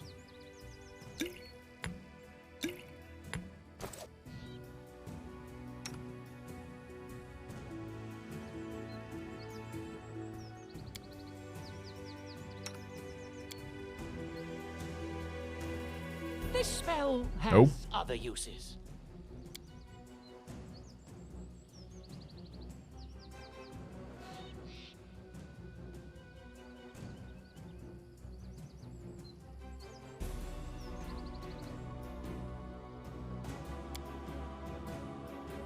As the targeted creature, well, then it's kind of useless because of friendly fire. Then end up damaging your own party. Then Let us strike as one. At last.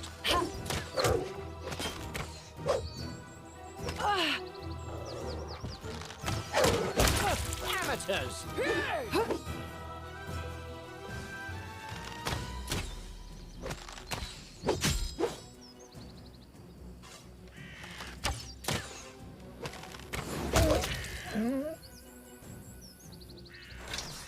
Patience.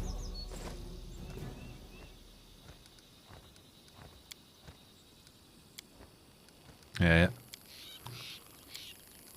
Because of that, we're gonna have to do that spell I'm still for the here. single target for him. Oh, yeah, we forgot to do this as well.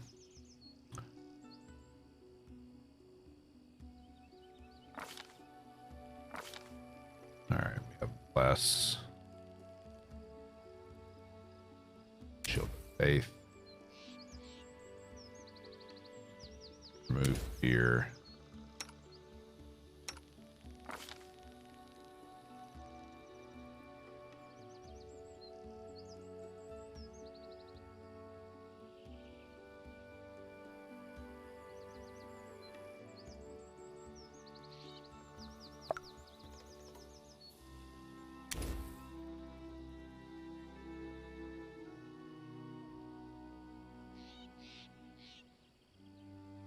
Bone shaker.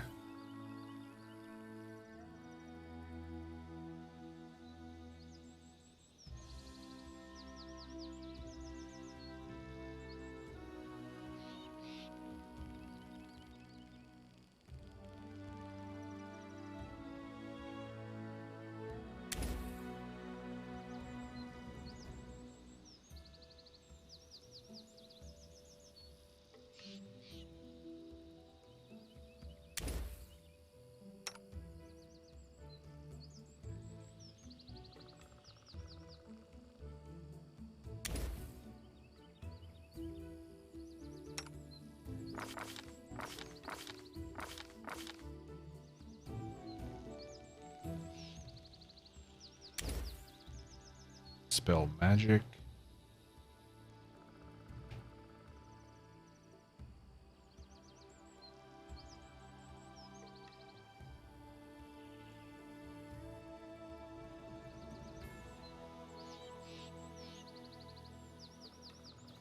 Syrian light.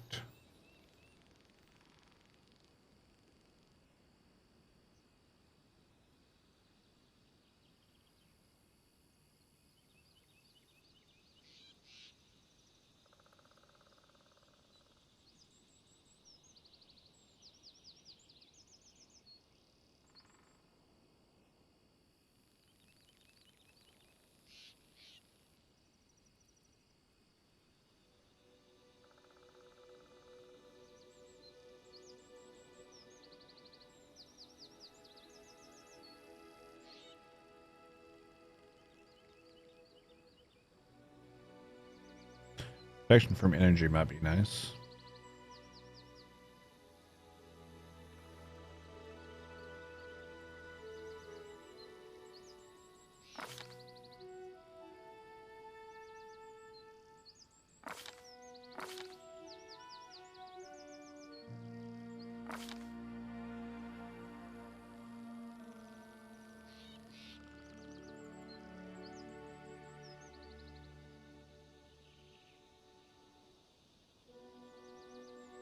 Animate dead. Yeah, that's what I was thinking. We'll try it.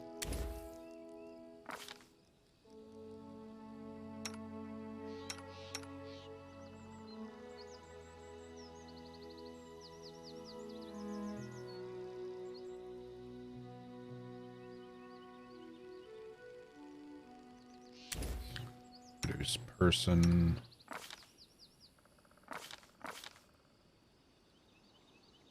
False life. All good on him. Bark skin.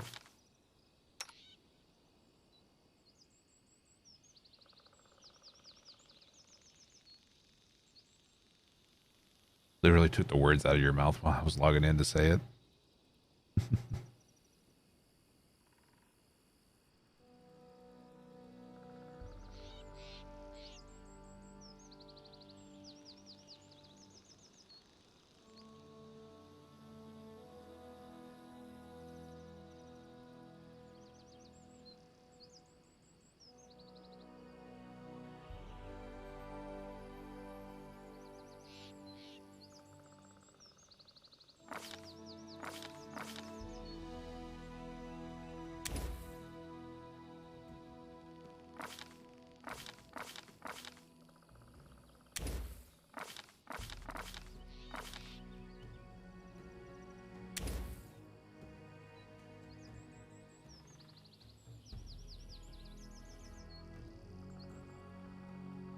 I mean, maybe color spray.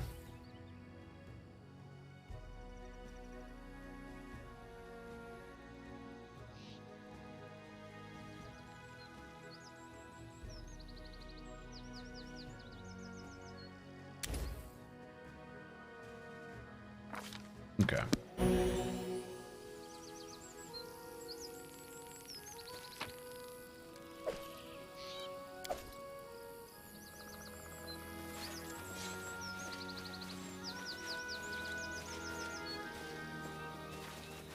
Forwards? No, backwards, backwards! Well, color spray is there basically if she ends up getting charged or something. She can at least blind them. It's a survivability thing.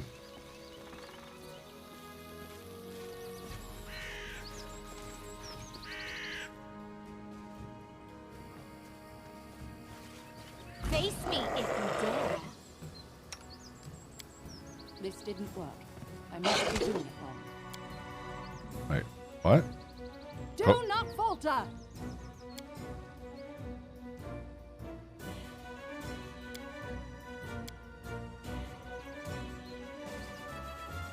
Let them fight.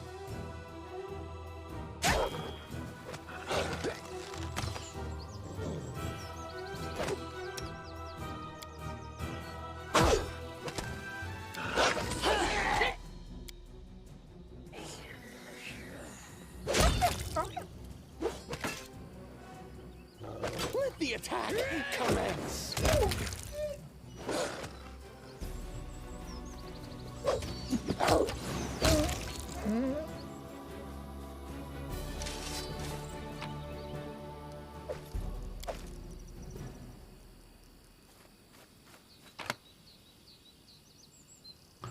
Galt ragu. Soot blackened plant brand.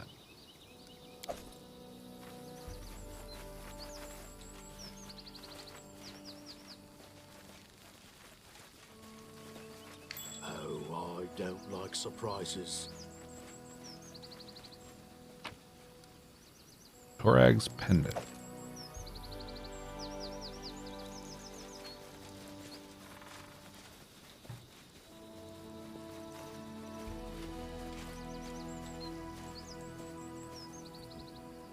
All right, and that's it for this area. Quick save. Sure, we're not missing something. Yeah.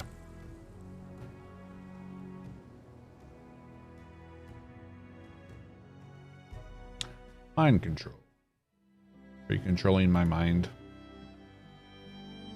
Thank you for the follow.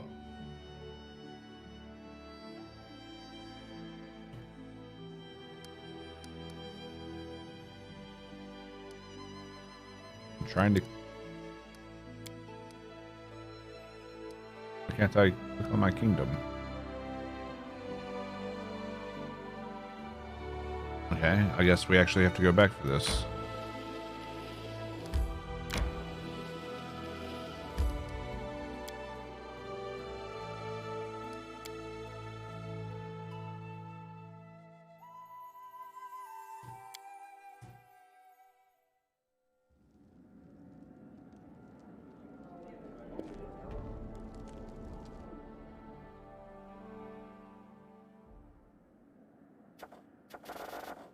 Advisors. Yay. I actually have an advisor for that now.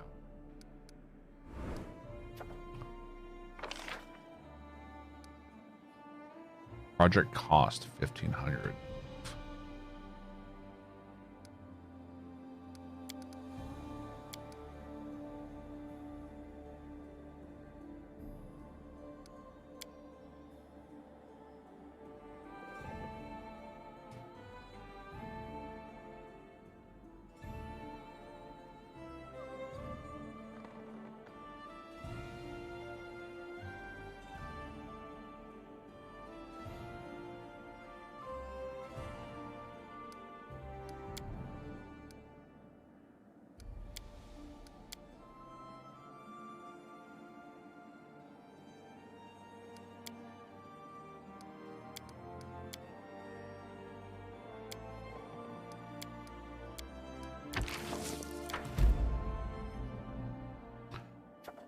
Okay.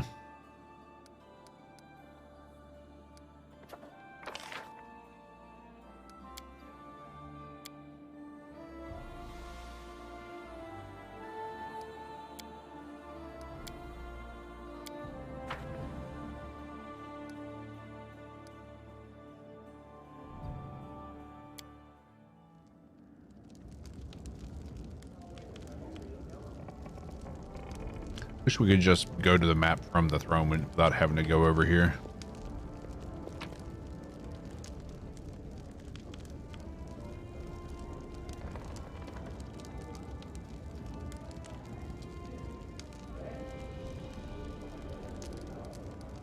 Oops.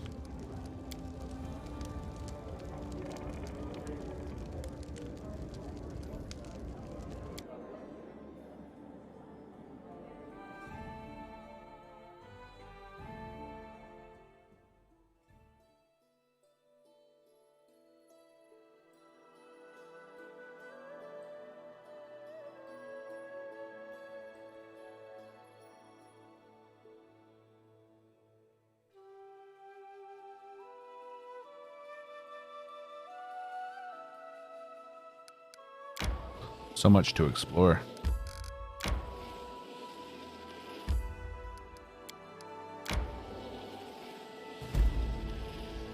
Ruined watchtower. Verdant chambers. Overgrown pool. Creatures like spiders are immune to color spray.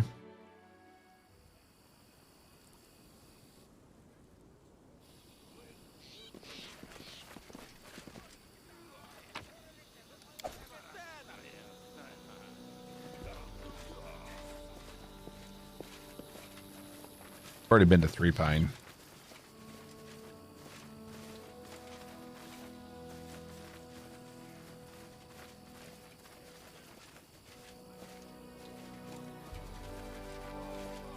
Did that yesterday, I believe.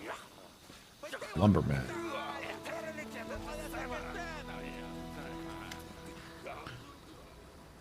A group of hardy people with axes, most likely lumberjacks, are menacing a fragile Nixie. Two lumberjacks stand before her, relaxed and disconnected. The lead lumberjack shakes his fist at the Nixie and yells, "Let them go, you swamp freak. If you don't, I'll burn this rotten grove to the ground." You're the freaks, and my name is Melanance. Thank you very much. If you keep being rude like this, I'll just drown these jumbos in the lake. Understood?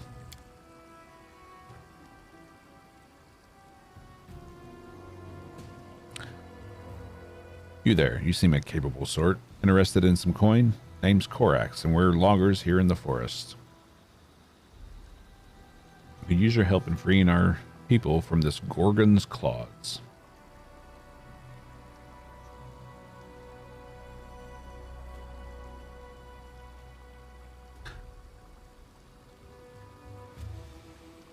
What's going on here? We're minding our own business, cutting trees and splitting logs when this hag shows up out of nowhere and screeches at us, then jinxes two of ours and threatens to drown them. These fae breeding like rabbits everywhere. It's an honest, hard-working man to do. Stupid Jumbo, you're the ones who bred like rabbits, spreading into more and more space. We've lived here since forever. I've grown these trees for more than 100 years. Know them down to the tiniest leaf, and then you show up with your stupid axes and ruin everything. Let them go. These people have families. You wish. As soon as I let them go, the whole lot of them will attack. These goons want to go home with their stupid families. You're going to have to promise to steer clear of my grove first. Listen to me, people.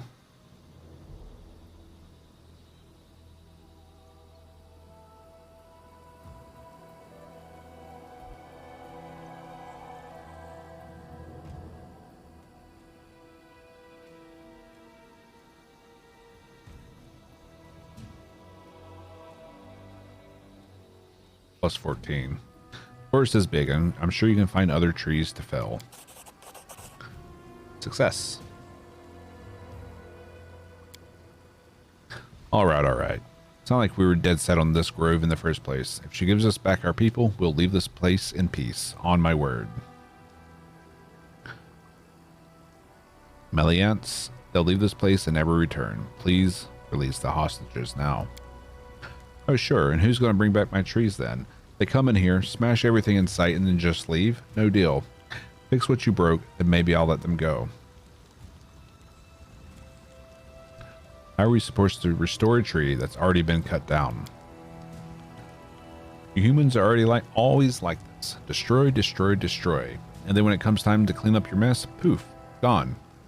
Fine, since you are clearly clueless, I'll tell you what to do. There are these magic thingies that look like little feathers. The feather tokens. Throw one on the ground anywhere and a tree springs up. For people's mages who tread swamps more often than others, they can make them. Buying a couple won't break your bank. My cousin Teresia can also make them. She lives in the Gnarl Marches. Is this the hags they're talking about in the Gnarl Marches? Either way, you bring a handful of them back here, I'll let your goons go.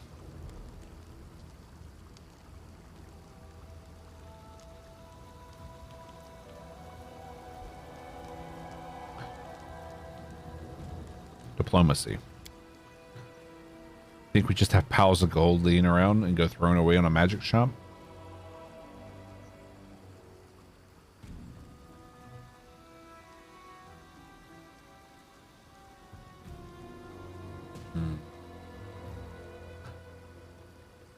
How much are these things? Are they expensive?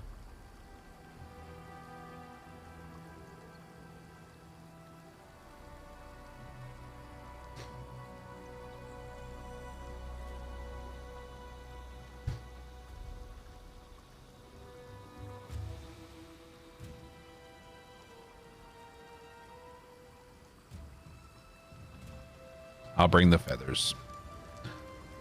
They'll be waiting right here. It's not like they have anything else to do, right? Feather tokens.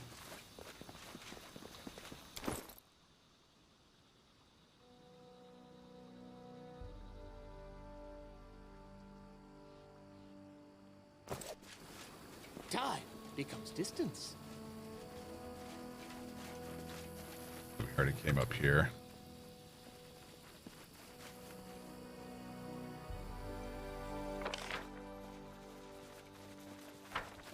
There's something down there. Dire wolf. am your shield. This didn't work. I must be doing it wrong. What for Gorum? Uh-oh.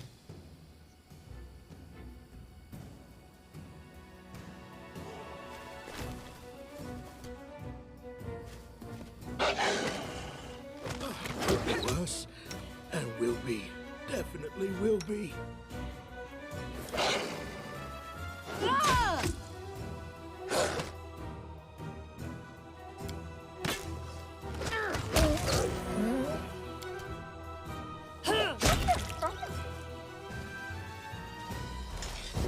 Okay.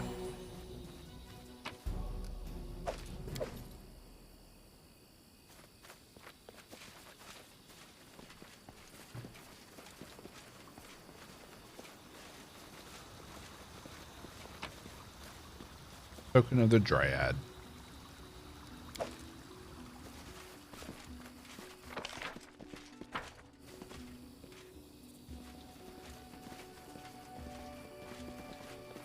No other way out.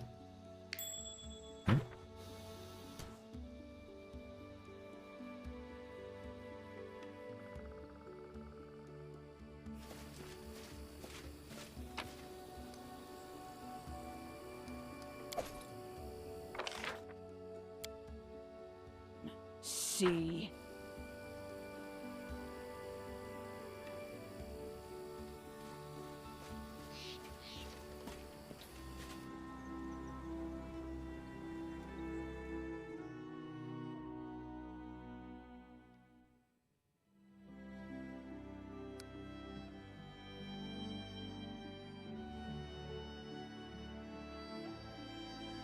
See if we can go find the feathers. My life is a burden.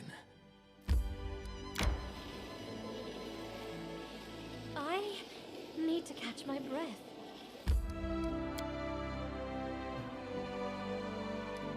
Main square.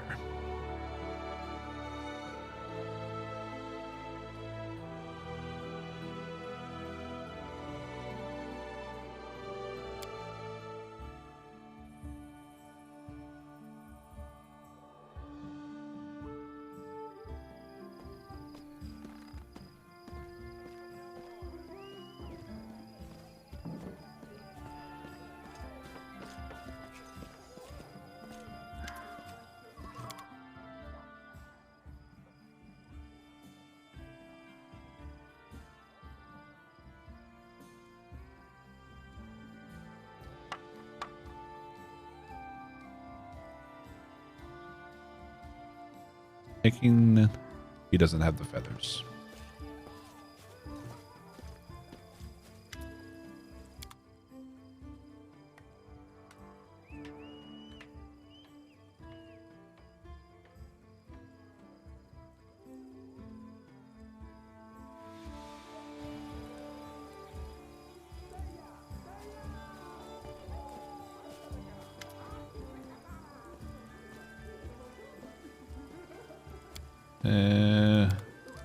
Let's see. What are you jotting down in your notebook all the time? Notes on our adventures, good ideas that come to mind. I don't know how it is with you, but in my case, my mind is constantly producing thoughts and ideas worthy of writing down. Some I use in my articles and books, others I will share with the audience next time I speak at Foray, Logos, and Absalom. Some other thoughts should be kept out of the public view for a while. Our world isn't yet ready for certain revelations. Tell me about yourself. I've heard this request so many times. Well, as we're traveling together, suppose I can give you an interview, free of charge. Where are you from? All of Galarian is my home. I'm a citizen of the world. Some might say my home is Absalom, that great old patchwork city. It's there that my books and magazine articles are published. And there I'm held in particularly high esteem, owing to my vast knowledge. In fact, I was once invited to the College of Mysteries itself, but I prefer to think of Absalom not as my home but headquarters, where I go to plan my next adventure. That's also what a home is. I've visited every country worth mentioning in Avestan and Garund. I've even trodden the exotic lands of Tianzia. I've seen miracles you couldn't even imagine. And in every place I've been, there was a home that would have gladly received a renowned explorer such as myself. Famous name of Jubilost Northropple is known even in the remote corners of the world. Still, where were you born? You know, the line between persistence and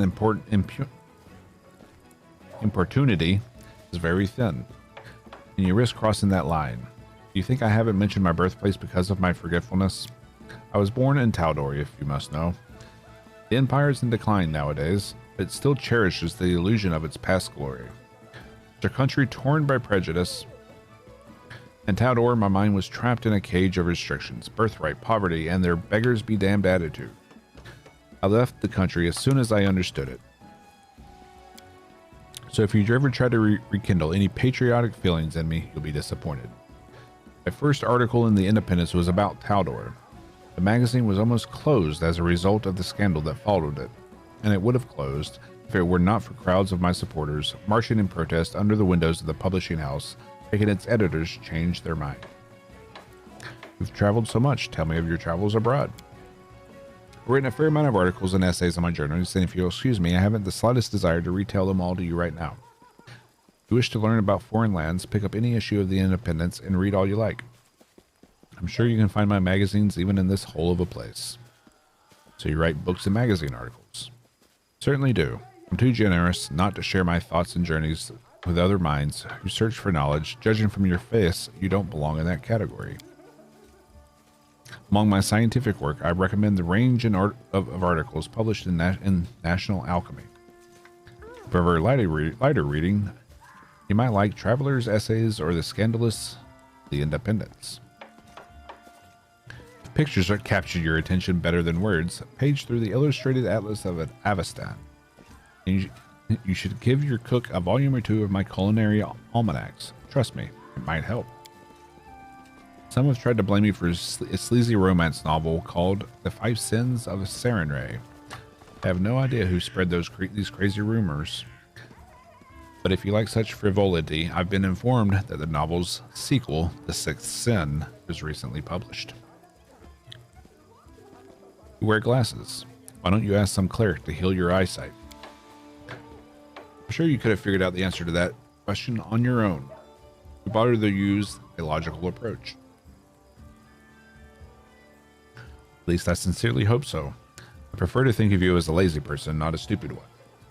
Well then, I suppose it's my fate to enlighten you. Alright, there's no time like the present.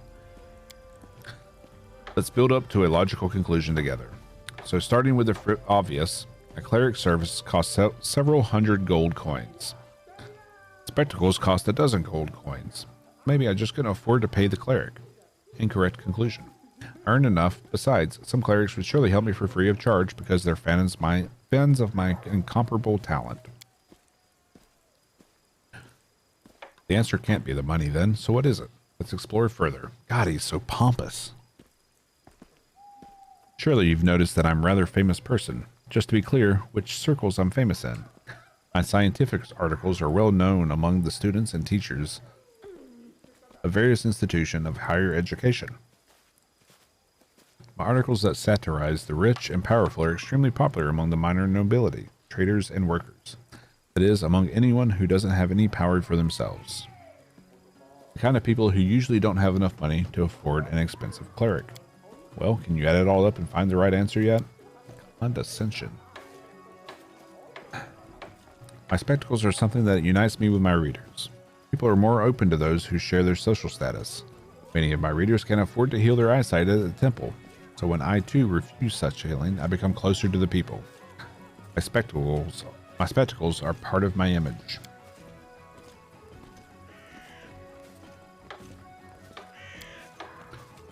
Tell me something about the history of the gnome race. What have I come to? Jubilost Northropple, famous explorer, writer, and scientist, is reduced to giving simple lessons in history. Very well, ask away. What questions do you have?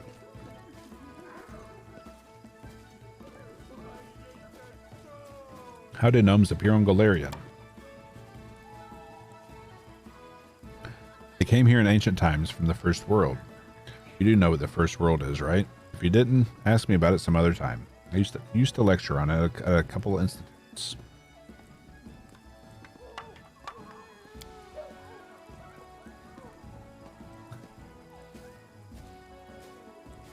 I mean, so far, I don't think he cares about the people at all. But according to the understanding I've accumulated, the gnomes were an immortal race until some of our especially insightful ancestors came up with a brilliant idea. Decided it'd be fun to learn how it feels to be mortal. I'd very much like to meet those gnomes. Wouldn't even kick them. I'd just look in their eyes without a single word. Too bad they're all long dead by now. As everyone knows, a stupid enough idea can be extremely contagious. So the gnomes caught this infection, all of them, without a hope for a cure. So they found a way to Galarian and decided to settle there. And you'll never believe it, they got just what they wanted. They severed their link with the first world, they gained mortality, the bleaching, and a heap of local diseases that have been keeping our race on the verge of extinction ever since. Do gnomes live long? Certainly. Long and happily ever after. We'd live as long as elves if it were not for the bleaching. That's the curse of our race, which only stuck after the gnomes left the first world. Put it simply, gnomes must constantly have new experiences. If a gnome gets into a rut, so to speak, he bleaches. We start to lose color, literally. Our skin and our hair become pale. And the worst thing is that our soul loses color too. If the process continues unchecked, the gnome dies. History recalls only a few cases where gnomes actually died of old age. Most of them perished either because of the bleaching or in the middle of some crazy adventure they've joined, just to stave it off. So you travel so much to fend off the bleaching. You see, I enjoy being alive. I like to eat pancakes in the morning. I like to write articles for magazines. I like it when I leave the publishing house in Absalom and a crowd of fans immediately mobs me. So I don't intend to die at the peak of my life because of some stupid ancient curse. Don't you dare imagine that everything I do is just for fear of the bleaching. I tell people the truth about the world that surrounds them. My theoretical research aids the development of different branches of science at various institutes. Yes, sooner or later I'll bleach and die like any other gnome, but the name of the famous Jubilist at Northrapple will live throughout the ages. See, I think he cares more about his vanity is his weakness. He does what he does to fuel his vanity.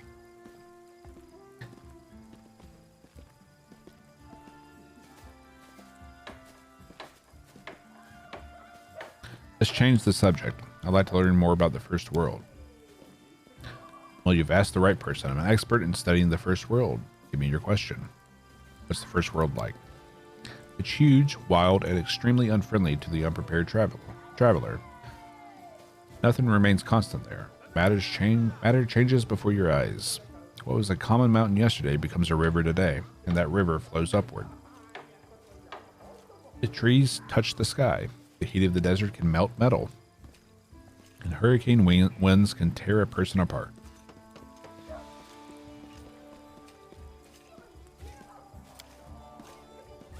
It's not selfish. That remains to be seen. It would be wrong to think of the First World as the plane of total destruction. Creation is just important there. The deserts spring alive into forests. When the hurricane subsides, animals emerge from the hiding, huge, wild, untamed as the world itself. The First World epitomizes life in its original chaotic meaning. I mean, if he cared about the people so much, I mean, if you look back at how he treated his servants, if he cared so much about the people, he would treat them better.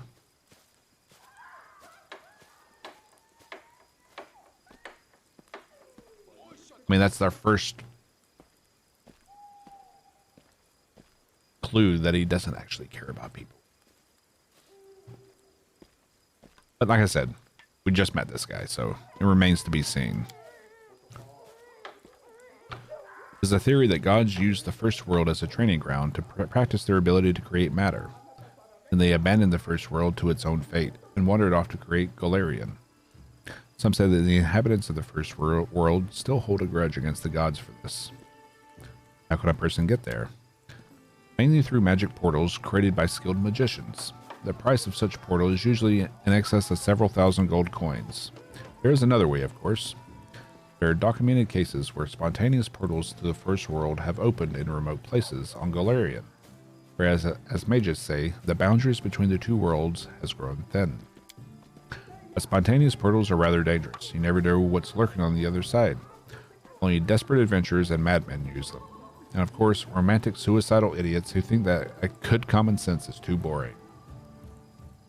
Are there any sentient beings in the first world? Of course, a Fae. And all their relatives, and all their relatives' relatives. And then some more Fae besides. Sometimes one meets leprechauns or satyrs there. Satyrs. Which are actually another type of Fae, just called by another name. And all of them are immortal, by the way. At least within our own homeworld. Within their own homeworld. The souls of the creatures of the first world have no connection with the realm of mortals. When a creature of the first world dies, its soul just materializes in another body, similar to its old one. It's not a pleasant experience, and the resurrected creature loses almost all the powers and abilities it developed over its life, but it keeps all of its memories and personality. It's still much better than a mortal death, I would say.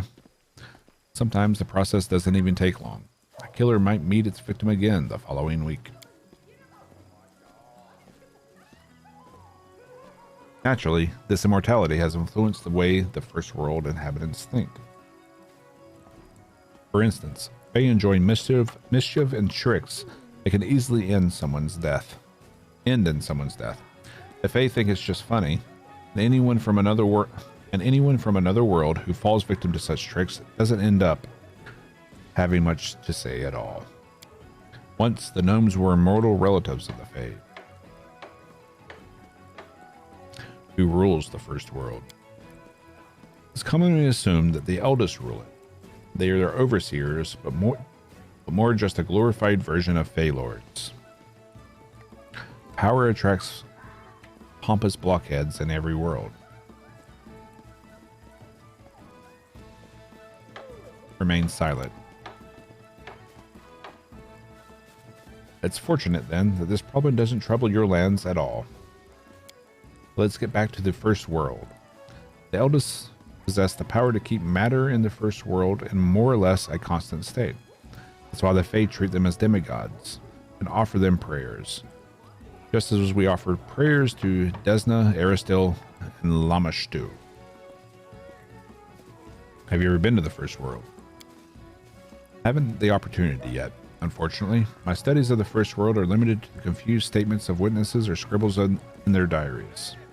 Also, I've studied the remains of some unfortunates who periodically fall out of spontaneous portals. I keep the hope that sooner or later I'll manage to visit that wonderful place. And certainly, the notes I'd write on the place would be far more extensive and informative than all the ramblings on the subject I've had to wade through. Naturally, the main concern of my expedition would be the safety of its leader, namely, me. It would be extremely foolish to go that far and to see that much, only to lose the chance to tell someone about it. You must know a lot about the first world. Okay. Why have you studied the first world so thoroughly? I told you already, I like to be alive. I assure you, other gnomes share the same attitude. Between the bleaching, disease, and old age, we have a lot to yearn for. But the ancient gnomes, for some reason, decided that mortality, the bleaching, and all the diseases of Golarion are preferable to the immortality of the first world. I can't do anything to change that, but I can do something with my own life. I want to find a way back to the first world for all the gnomes of Golarion.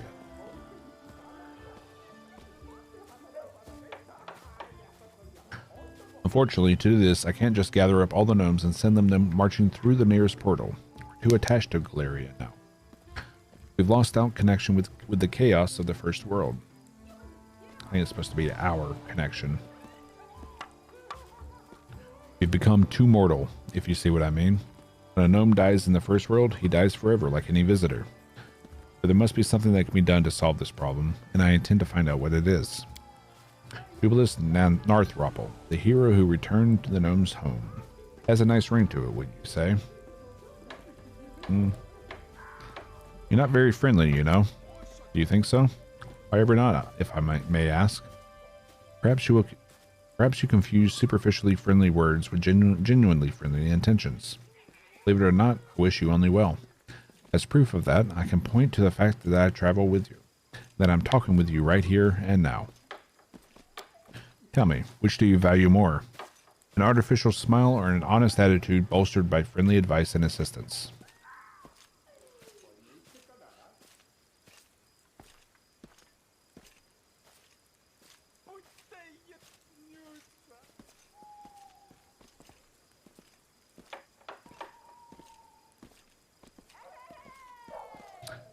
Your only aim is to please your own ego.